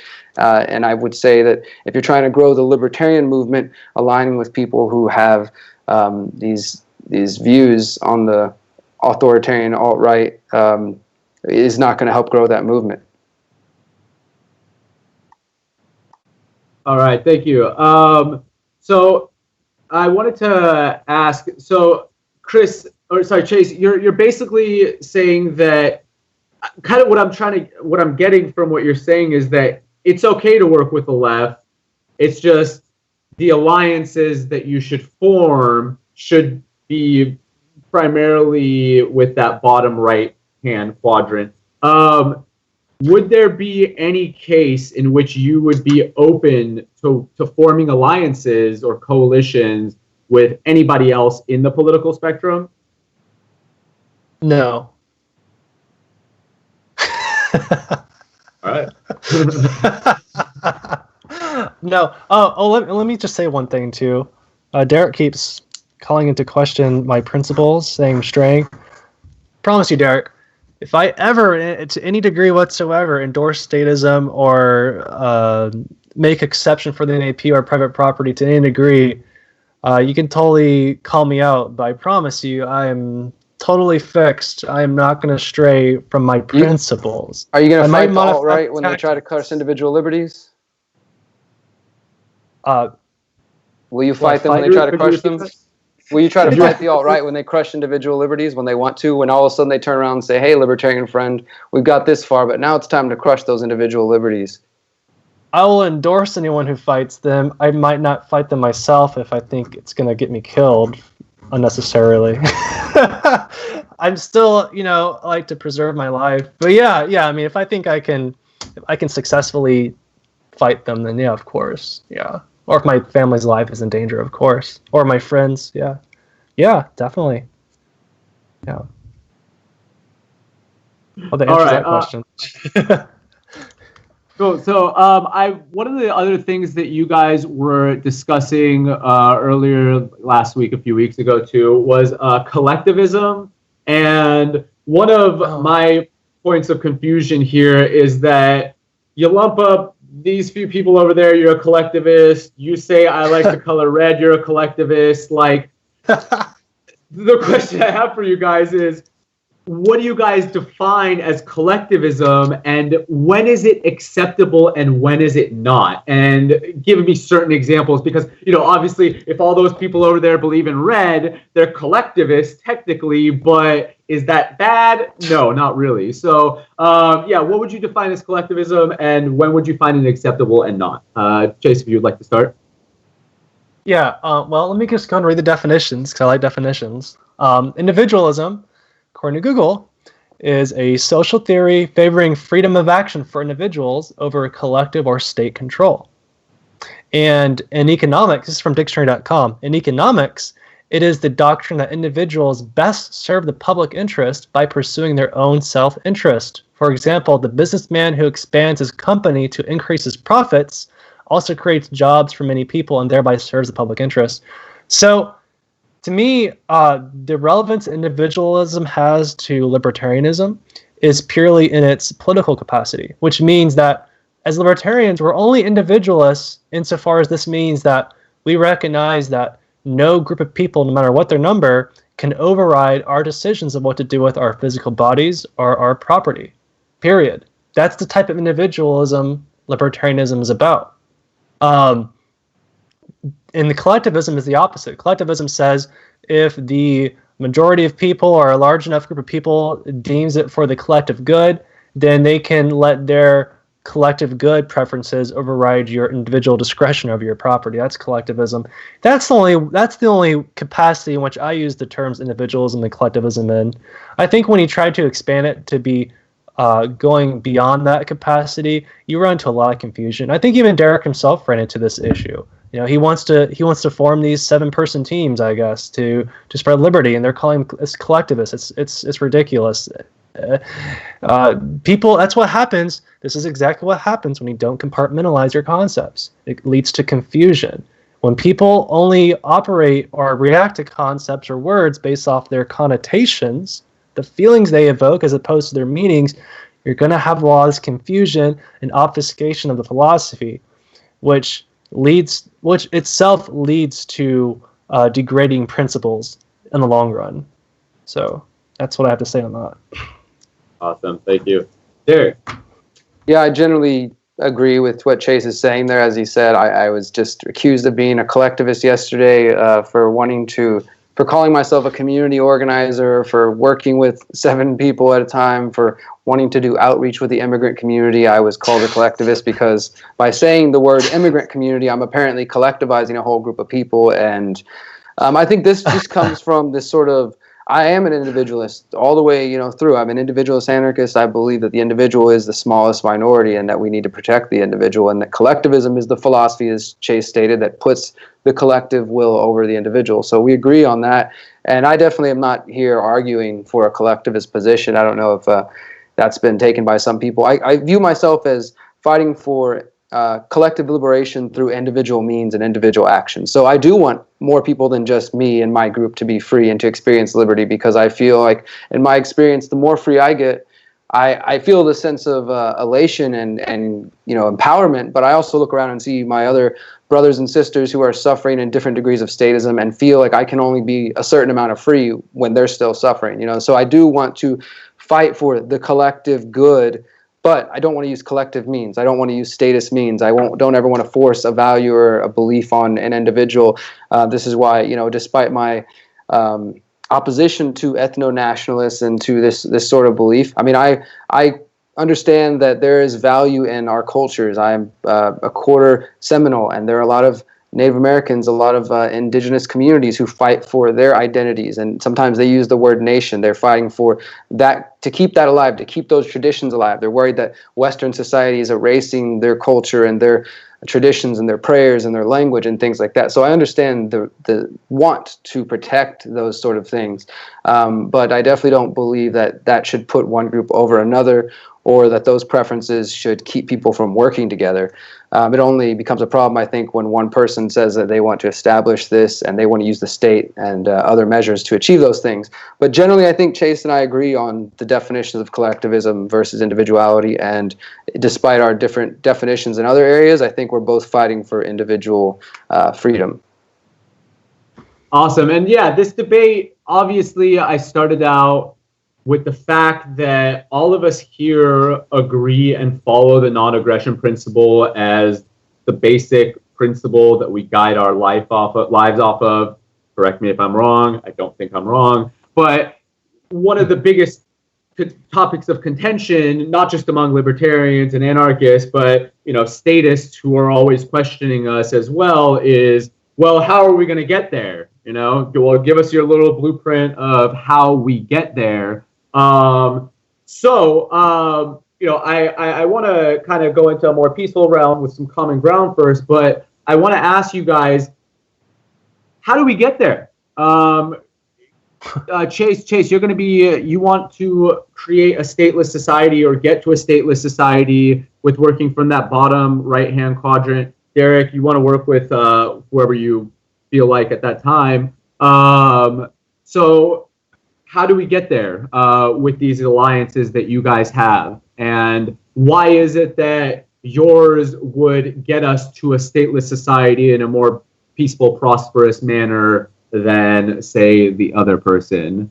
Derrick, would you like to start out with that? Yeah, I'll go ahead and start. I think that in this area, Chase and I probably do have, again, more common ground, because I know in his book, He also calls for support of agorism and counter economics. That is my central focus when it comes to solutions, and one of the reasons I try to harp so much on remaining principled and not falling prey to voting or to these different, as Konkin called them, get liberty quick schemes, like aligning with certain groups of people, and staying principled to the message. And along with what Samuel Konkin wrote, that agorism is the libertarian message to the fullest extent, to the most consistent application of it.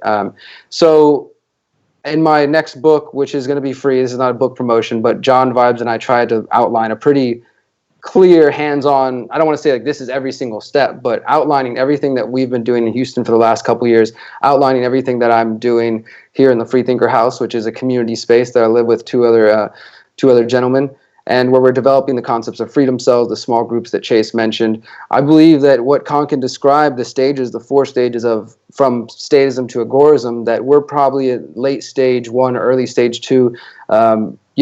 Technologies developing, all the agorist tools are around us, decentralized peer-to-peer tools are around us.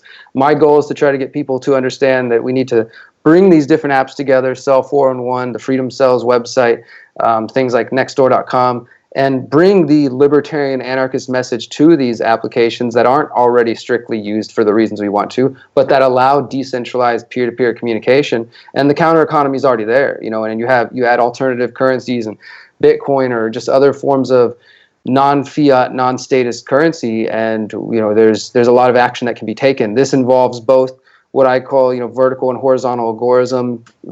Horizontal mean more extrovert, the strictly Kantian counter-economic, quote-unquote, illegal activity of black and gray markets, where a vertical strategy is just lessening your dependence on the systems of both statism and other forms of power that influence our lives, by supporting backyard gardens, community gardens, farmers markets, supporting community neighborhood watch, peer-to-peer currencies, either launching these or supporting them, spreading the ideas of agorism, creating freedom cells, and then, as I said, getting into actually stop using the state's currency, using Bitcoin, using Dash, using other cryptocurrency and other forms of doing exchange, using the freedom cells eventually as actually defending our communities from agents of the state, including CPS, including ICE agents for some communities, and different ways, just getting to the point where we actually can defend ourselves. That's what Konkin predicted as the late stage. And once we were able to establish that, the private defense agencies, that we would be ready to actually achieve freedom. Moving too quickly before then, he warned, would lead to something like Ross Ulbricht, where the state would smash you down and make an example out of you. So my goal and strategy is to build this freedom cell network, these small autonomous mutual aid groups that can focus on preparation, on knowledge sharing, skill sharing, and as I mentioned, defense and all sorts of other unlimited applications for this concept. And then that network of individuals coming together for cooperation, not collectivism, and then creating a larger network that could compete with the state. I mean, it's the agorist vision to the fullest extent. This is where all my energy and time is going into. This is what I'm going to be touring the U.S. for this summer, spreading these ideas and helping people build freedom cells. I mean, these are the solutions that I'm focused on. And I want to work with, as I've written in my essay, Agorism is not anarcho-capitalism, that I think it's a strategy, counter-economics, whether you believe Konkin's ideas, particularly counter-economics is a strategy that can be employed by all kinds of people, ANCAPs, agorists, even those on the left who want to avoid using the state's money and avoid taxation can understand the value of it. So I think that's really where I'm going to focus my energy, and I hope more people will consider those ideas. Awesome. Chase? We have a lot of common ground here. I want to mention several other things, though. Well, first of all, let me mention this first. I'll work with anyone on any side of the compass on particular common causes. The only thing I'm saying with the bottom right quadrant is the alliance, which involves a much more intimate investment, like sharing of resources, time, investing in projects, things like that. Like I'm not going to write for an ANCOM site, or I'm not going to donate them money, but I might go out to an anti-war cause with them as working together. Just want to make that clear in the beginning. But yeah, agorism is a good route. I think it's really important. The gray and black market activity. I think the more you normalize this, the more ridiculous the state's going to look. And I think it's something that anyone could get behind. People don't like paying taxes. people don't see why there needs to be this unnecessary middleman taking a huge cut from every single transaction. The more you proliferate and normalize things like, let's say, cannabis, for instance, the more ridiculous the state's prohibitionary policy against it becomes to even the average person. So this is definitely important. I think hacktivism is another good avenue. Like with the WikiLeaks and stuff, they are exposing very pernicious and invasive government surveillance programs. I like the cop block sort of things. They're filming these encounters with agents of the state, and it really adds a degree of tangibility to what is otherwise just a theoretical criticism of the state.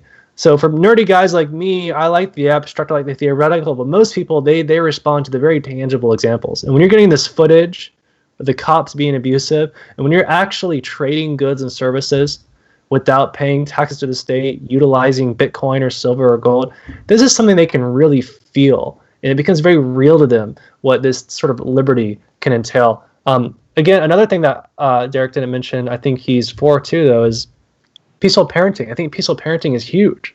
When you rear your kids outside of the authoritarian paradigm, when you rear them to encourage their critical thinking with peace, respecting their property and their persons, then they're going to be a lot less susceptible to the state itself. It's going to look ridiculous to them.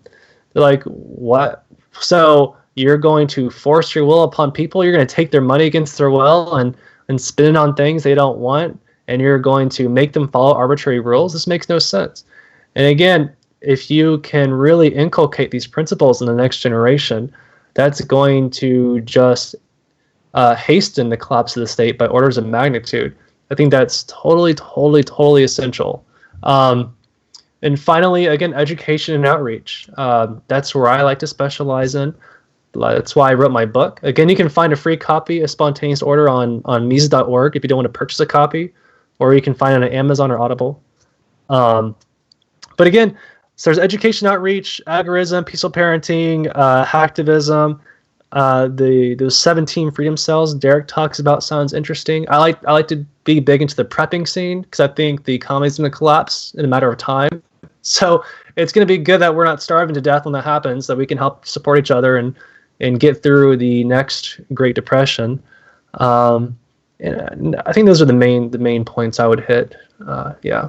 So I wanted to ask real quick, because we're talking about anarcho-capitalism and agorism throughout this entire discussion. One of the things that I try really hard to do with my show is to reach out to people who don't even know what those terms mean. And I know that we have a handful of people who are watching right now who have no idea what any of this is that we're talking about. But the beautiful argument that I'm making is that we're at a point in our movement where we can be sitting here and having a semantics debate about something that would have been so fringe 5 years ago that nobody would even know what the hell anybody was talking about. Maybe like the small, tiny fringe. But we have thousands of people watching this, people who have no idea what we're talking about, and they're still engaged.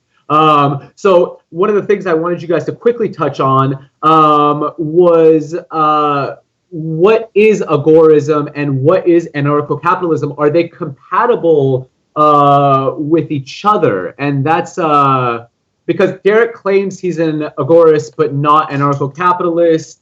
But Chase, it sounds to me like you are an agorist as well, because I think we all kind of understand that it's just a method to kind of getting to our free society.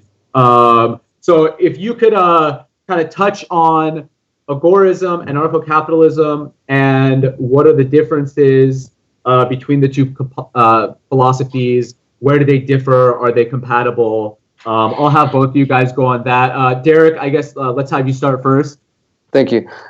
So I'm going to go ahead and just start with agorism because that's my main focus. As I said earlier, all three of my books focus on agorist history, and this next one is really much more in depth into what Samuel E. Konkin III, who is the founder of the concept of agorism. That's agorism for the agora, the Greek word for marketplace, open marketplace. And the book is The New Libertarian Manifesto and the Agorist Primer. There's also writings of his online. I recommend people reading more than just those two books to get a full view of his perspective.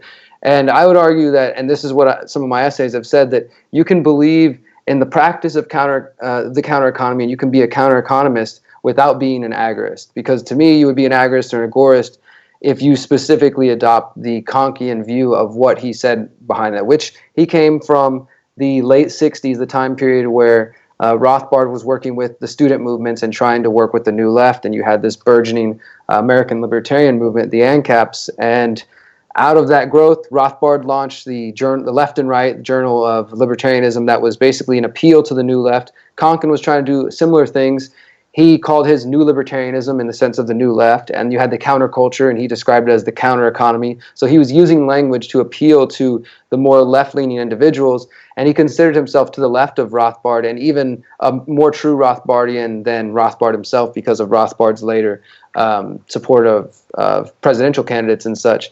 But essentially, agorism comes down to creating that marketplace, and what he called the counter economy is all action, human action that the state considers to be illegal or illicit, immoral. So that's the gray and black markets. And again, some people hear black markets, they think of violence, but we're talking about in alignment with the non-aggression principle. So this is all peaceful human action done, without the approval of the state. Gray markets would be, for example, somebody cutting your lawn without a license, getting a haircut without a license, opening up a business without asking for permission. Those are gray market things that are not necessarily illegal. They're going to get you arrested, but they're going around the state. That's gray market activity, and there's tons of other examples. And many people are already practicing in the gray market without realizing it. That's the beautiful thing, is they don't necessarily have to understand the philosophy and read all the books. They just understand the practice itself. The counter economy then would be the gray market. The black market would be selling cannabis, selling illicit substances, weapons dealing, anything that the state says is illegal or immoral, breaking the law. Yes, going around the state and taking away their power. And the fullest extension is to do that without using their currency. Konkin wrote about this before the internet really exploded. And he died before Bitcoin came out. So a lot of things he predicted that technology would come around and make the counter economy easier have happened. Now, I'll let Chase define anarcho-capitalism because I know he's got a better definition than I, but where I believe it differentiates, and in my essay, agorism is not anarcho-capitalism. What I argue is that essentially it is to the left of Rothbard's anarcho-capitalism, although Konkin spent time with Rothbard, and again, he believed in private property, but he also thought that in a truly freed market in the agora that things like corporate hierarchy would no longer exist because the market wouldn't favor them. He spoke out against the treatment of mistreatment of homosexuals, spoke up for, feminists, and a lot of things that people associate with the left, more radical movement. So it could be just a semantic thing where essentially a lot of the philosophy is the same, but when you take Konkin's specific views of what he called agorism, I do think it places itself to the left of anarcho-capitalism. He talks about private defense agencies. He talks about private property. He talks about forming alliances and trying to move towards this goal of agorism, the truly freed market without statist control and interference. And he also, though, described, the openness of that, and not just calling it a strictly anarcho-capitalist society, but saying that it would be this freed market where individuals could practice different things without it having to be an overarching ANCAP society. So that's where I derive my views from.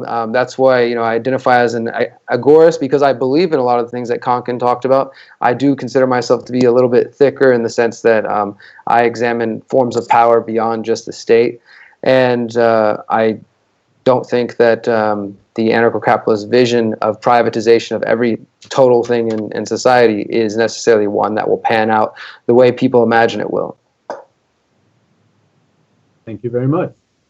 Chase? So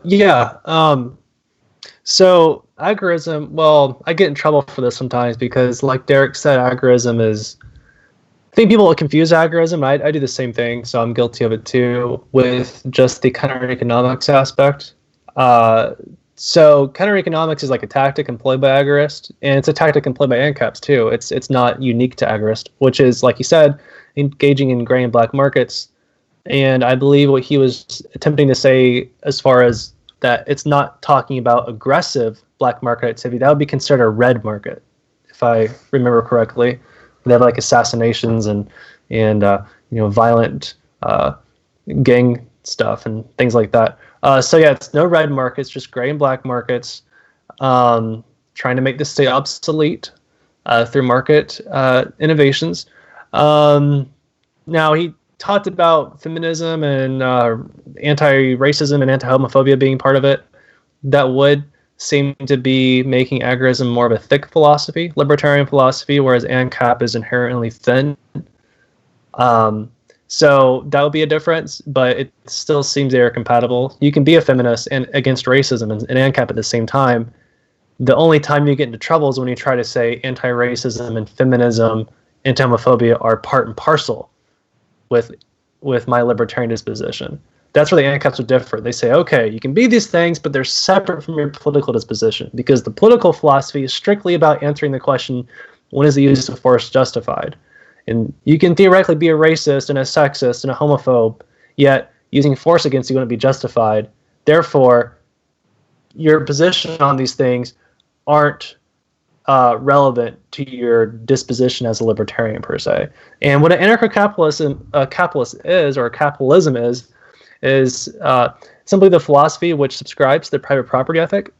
And what this states is that all scarce goods, including land and the means of production, are subject to private, aka exclusive ownership, given they are acquired via original appropriation or homesteading or voluntary exchange.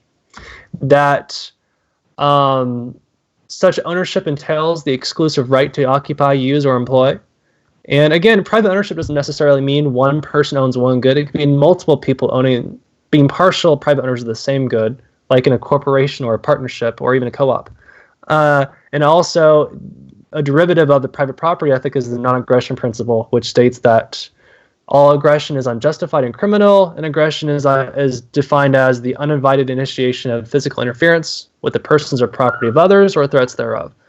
So there you have it in a nutshell. Again, there's no principal conflict in agorism and anarcho-capitalism, but one is definitely thicker than the other, it seems. I hope that answers your question. Could I add something to that? Absolutely, yeah. Okay, I just wanted to read this. I think this just add a little bit more clarity. This is from the essay I was just referencing, and these are Konkin's words. I think this quote comes from the Agorist Primer. He describes an agorist as one who lives counter-economically without guilt for his or her heroic day-to-day actions, with the old libertarian morality of never violating another's person or property. He said, an agorist is one who lives agorism, accept no counterfeits. There are agorists trying to live up to it. There are, of course, liars who will claim to be anything. And then he quotes Yoda and says, do or do not, there is no try. That's what agorism is.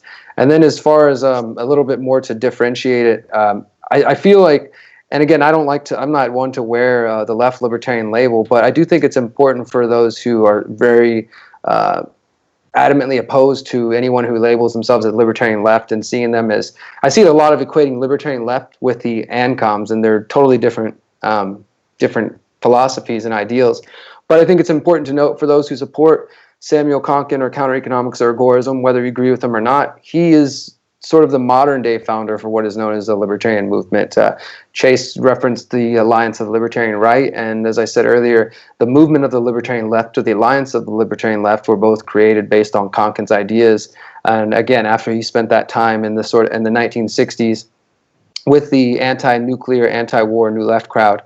And when Konkin was asked in an interview about the differences between left libertarianism / agorism and anarcho-capitalism, this is what he answered. He said, in theory, those calling themselves anarcho-capitalists do not differ drastically from agorists. Both claim to want anarchy, statelessness. He says, but the moment we apply the ideology to the real world, we diverge on several points immediately. The anarcho-capitalists tend to conflate the innovator or the entrepreneur and capitalist. Agorists are strict Rothbardians, and I would argue in this case even more Rothbardian than Rothbard, who still had some of the older confusion in his thinking. Konkin says that ANCAPs of his time had a tendency to believe in involvement with political parties and support of government in certain ways. So he just kind of explains that in his view, it definitely seems to be thick when he says a lot more than statism would need to be eliminated from individual consciousness in order for a truly free society to exist. He's acknowledging that there are other forms of power that affect people's ability to be free and to obtain liberty.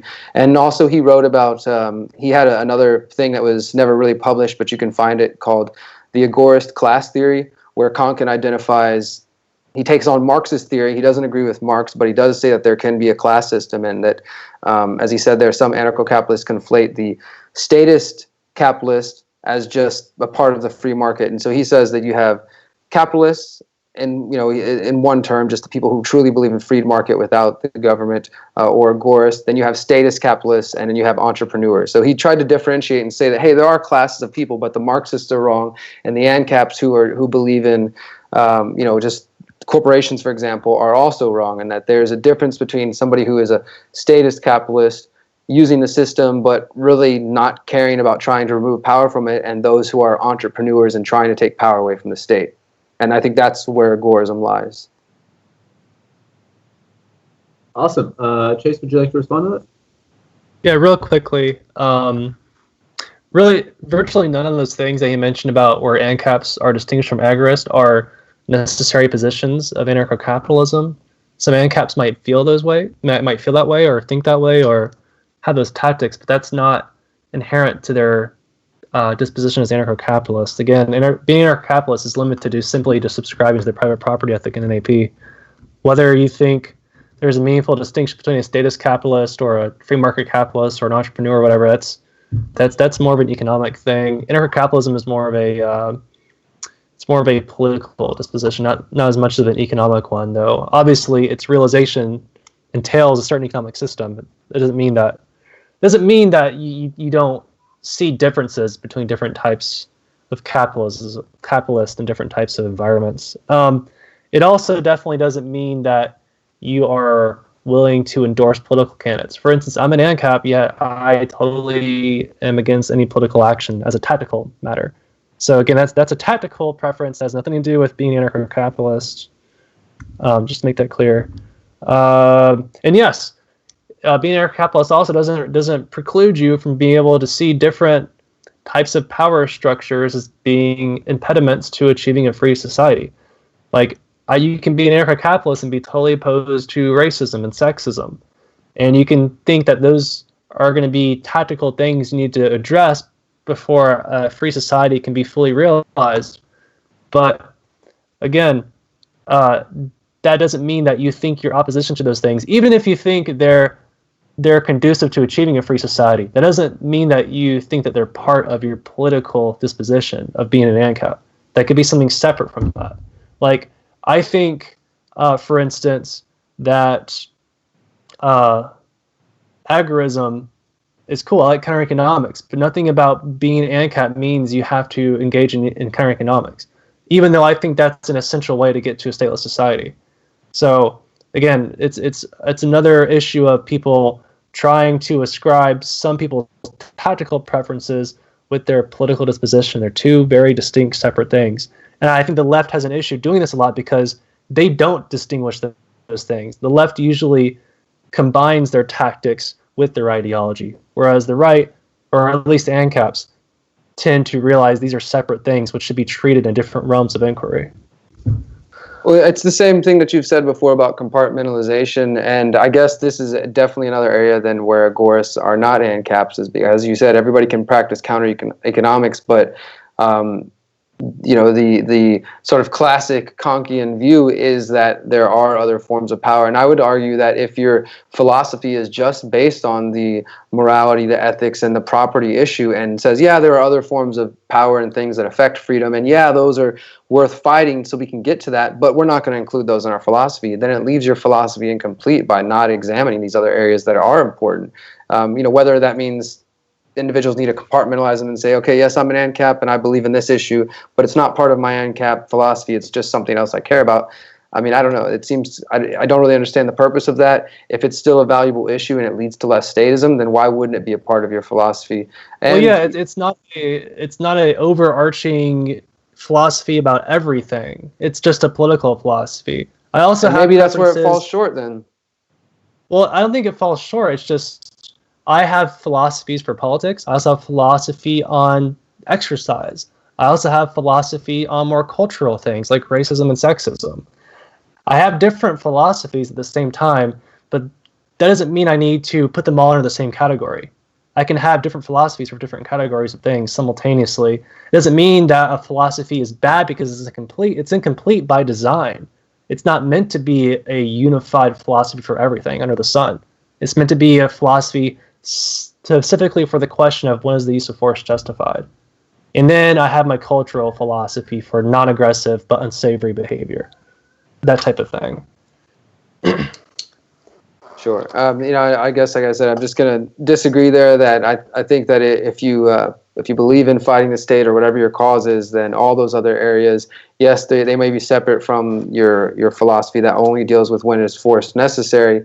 But I also think this, leads into a whole other question. I've read some of your book where, it seems like, yeah, if we're applying the non-aggression principle to our own person and to property and defense of that, it gets into other questions about what is property, our children property, our animals property, is the environment just the property to be used however we want? And it's a whole other discussion, but I think that's where a big separation happens between us and how the non-aggression principle is applied. We'll leave that for it does have ethics in it as well. So the ethical aspects that come from anarcho-capitalism have been written. Derrick, I have a question for you in that you're talking about the other power structures. My thought was always that all these powers, these outside power structures, outside of the bounds of the state, for example, like the patriarchy or something, these were pushed and continued by the existence of the state, which is, in my personal view, why I don't talk about the patriarchy, because if I want to abolish the state, I'm like, well, something like that will rid itself naturally, because those things have been continued mostly through coercion and, state-sponsored coercion of those ideas.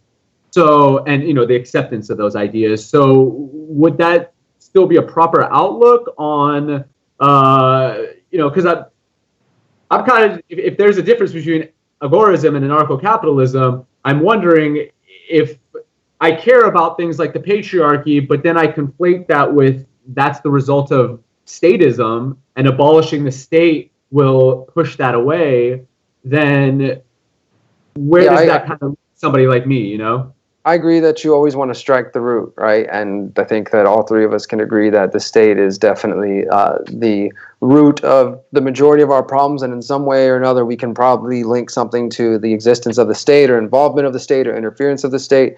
And that's true, and that's why I promote anti-statism in trying to break down the concept of authority and the statist worship.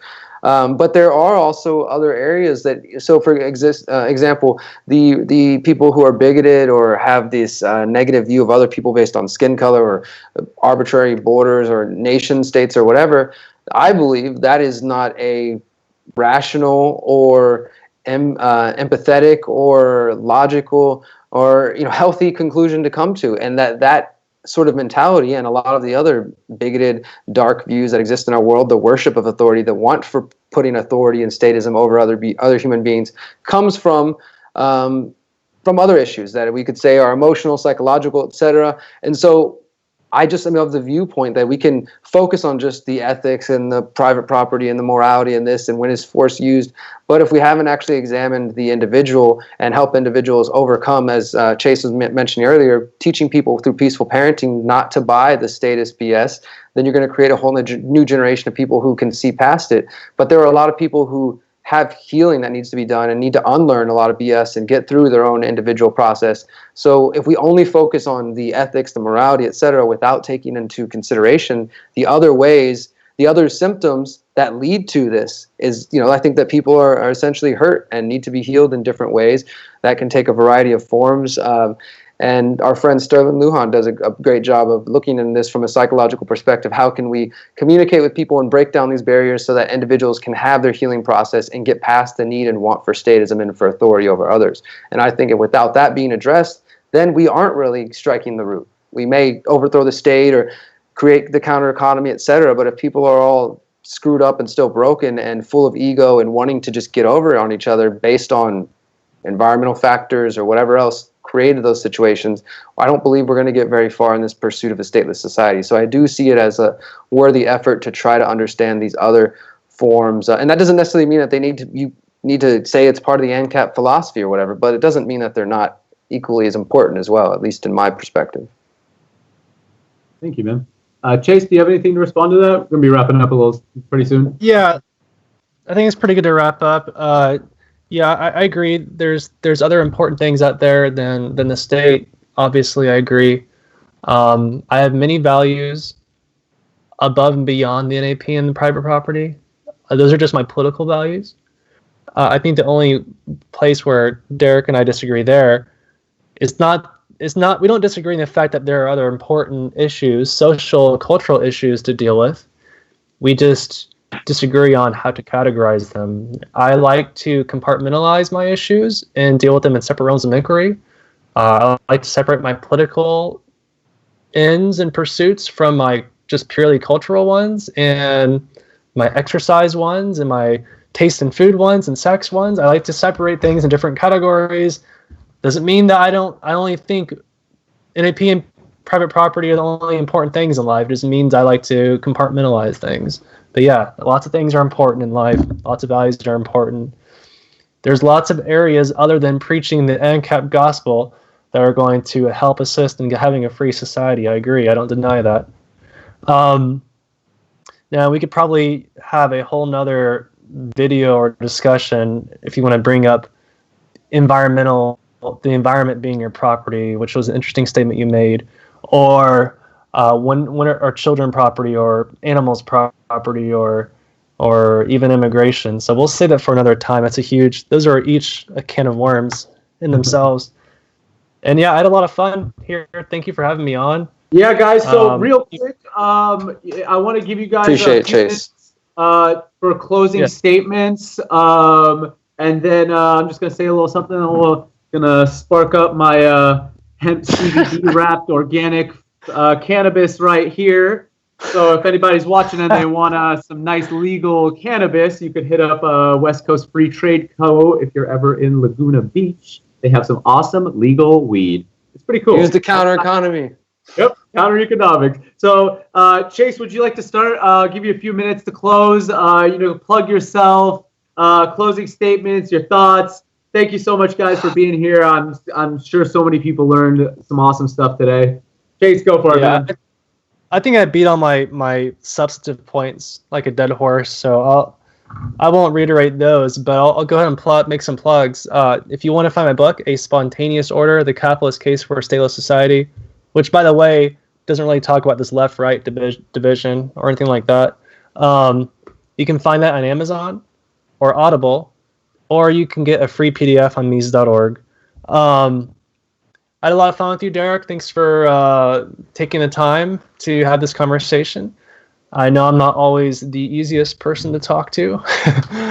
And I really love your hair, by the way. I wasn't being sarcastic. I just want to put that out there. I'm really jealous. I've got like this really thinning out high hairline thing. He's got this beautiful, lustrous, flowing, feathered hair. I know, so I just wanted to flows so freely, you know. Wow, well, thank you for that, man. You wouldn't imagine the amount of compliments I've got on my hair at Anarchapulco. More than my talks or any of my ideas, people compliment my hair. So I guess that's something. But yeah, so this has been enjoyable as well. I do think that these type of discussions are more beneficial than trying to cram all the ideas in Facebook comments going back and forth, where things can become hostile. And I strive to keep myself as a very centered person, and Facebook's not the always the easiest avenue to get that done. So I appreciate the opportunity to hear your ideas more clearly, and although I've already reiterated where I disagree with you and what I think about the Libertarian-Right Alliance, I am thankful that you're out there at least trying to promote ideas that I believe are more liberty than the average person.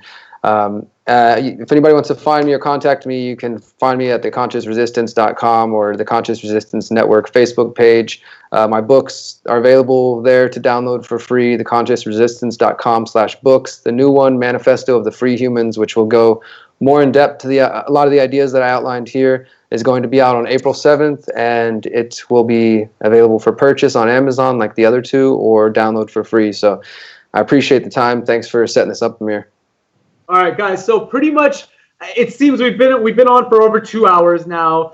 If you guys saw what you two were writing back and forth to each other, you'd be like, dude, these guys want to rip each other's throats out. But what we found was that essentially we've come to as much common ground as we can so that we are still peaceful and loving. And I mean, from what it seems like, Chase and Derrick, it doesn't really seem like you have too many contentions, because at the end of the day, Chase, it seems like you're still open to working with individuals on other sides that share a lot of crossover with you, but not building alliances and coalitions with those areas.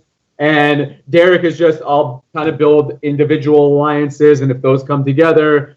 So it honestly seems like we're just saying the same thing here. And that's kind of what I wanted to bring it down to, is that I kind of felt like things were getting lost in translation. And the reason I wanted to kind of have you both on was so that eventually we could reach a common ground, which I think that we got to as much as possible, if you guys would agree. So I'm hoping to do more of these in the future. Would love to have you guys back on in the future again if you would like to discuss any other topics.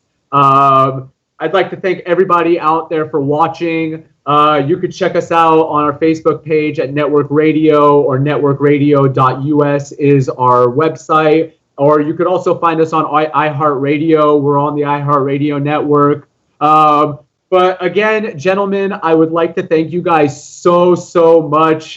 This debate took a few weeks to set up, but here we are, and it was amazing. I had such a great time. I hope you guys had a great time too. That being said, I love you both. I love everybody watching.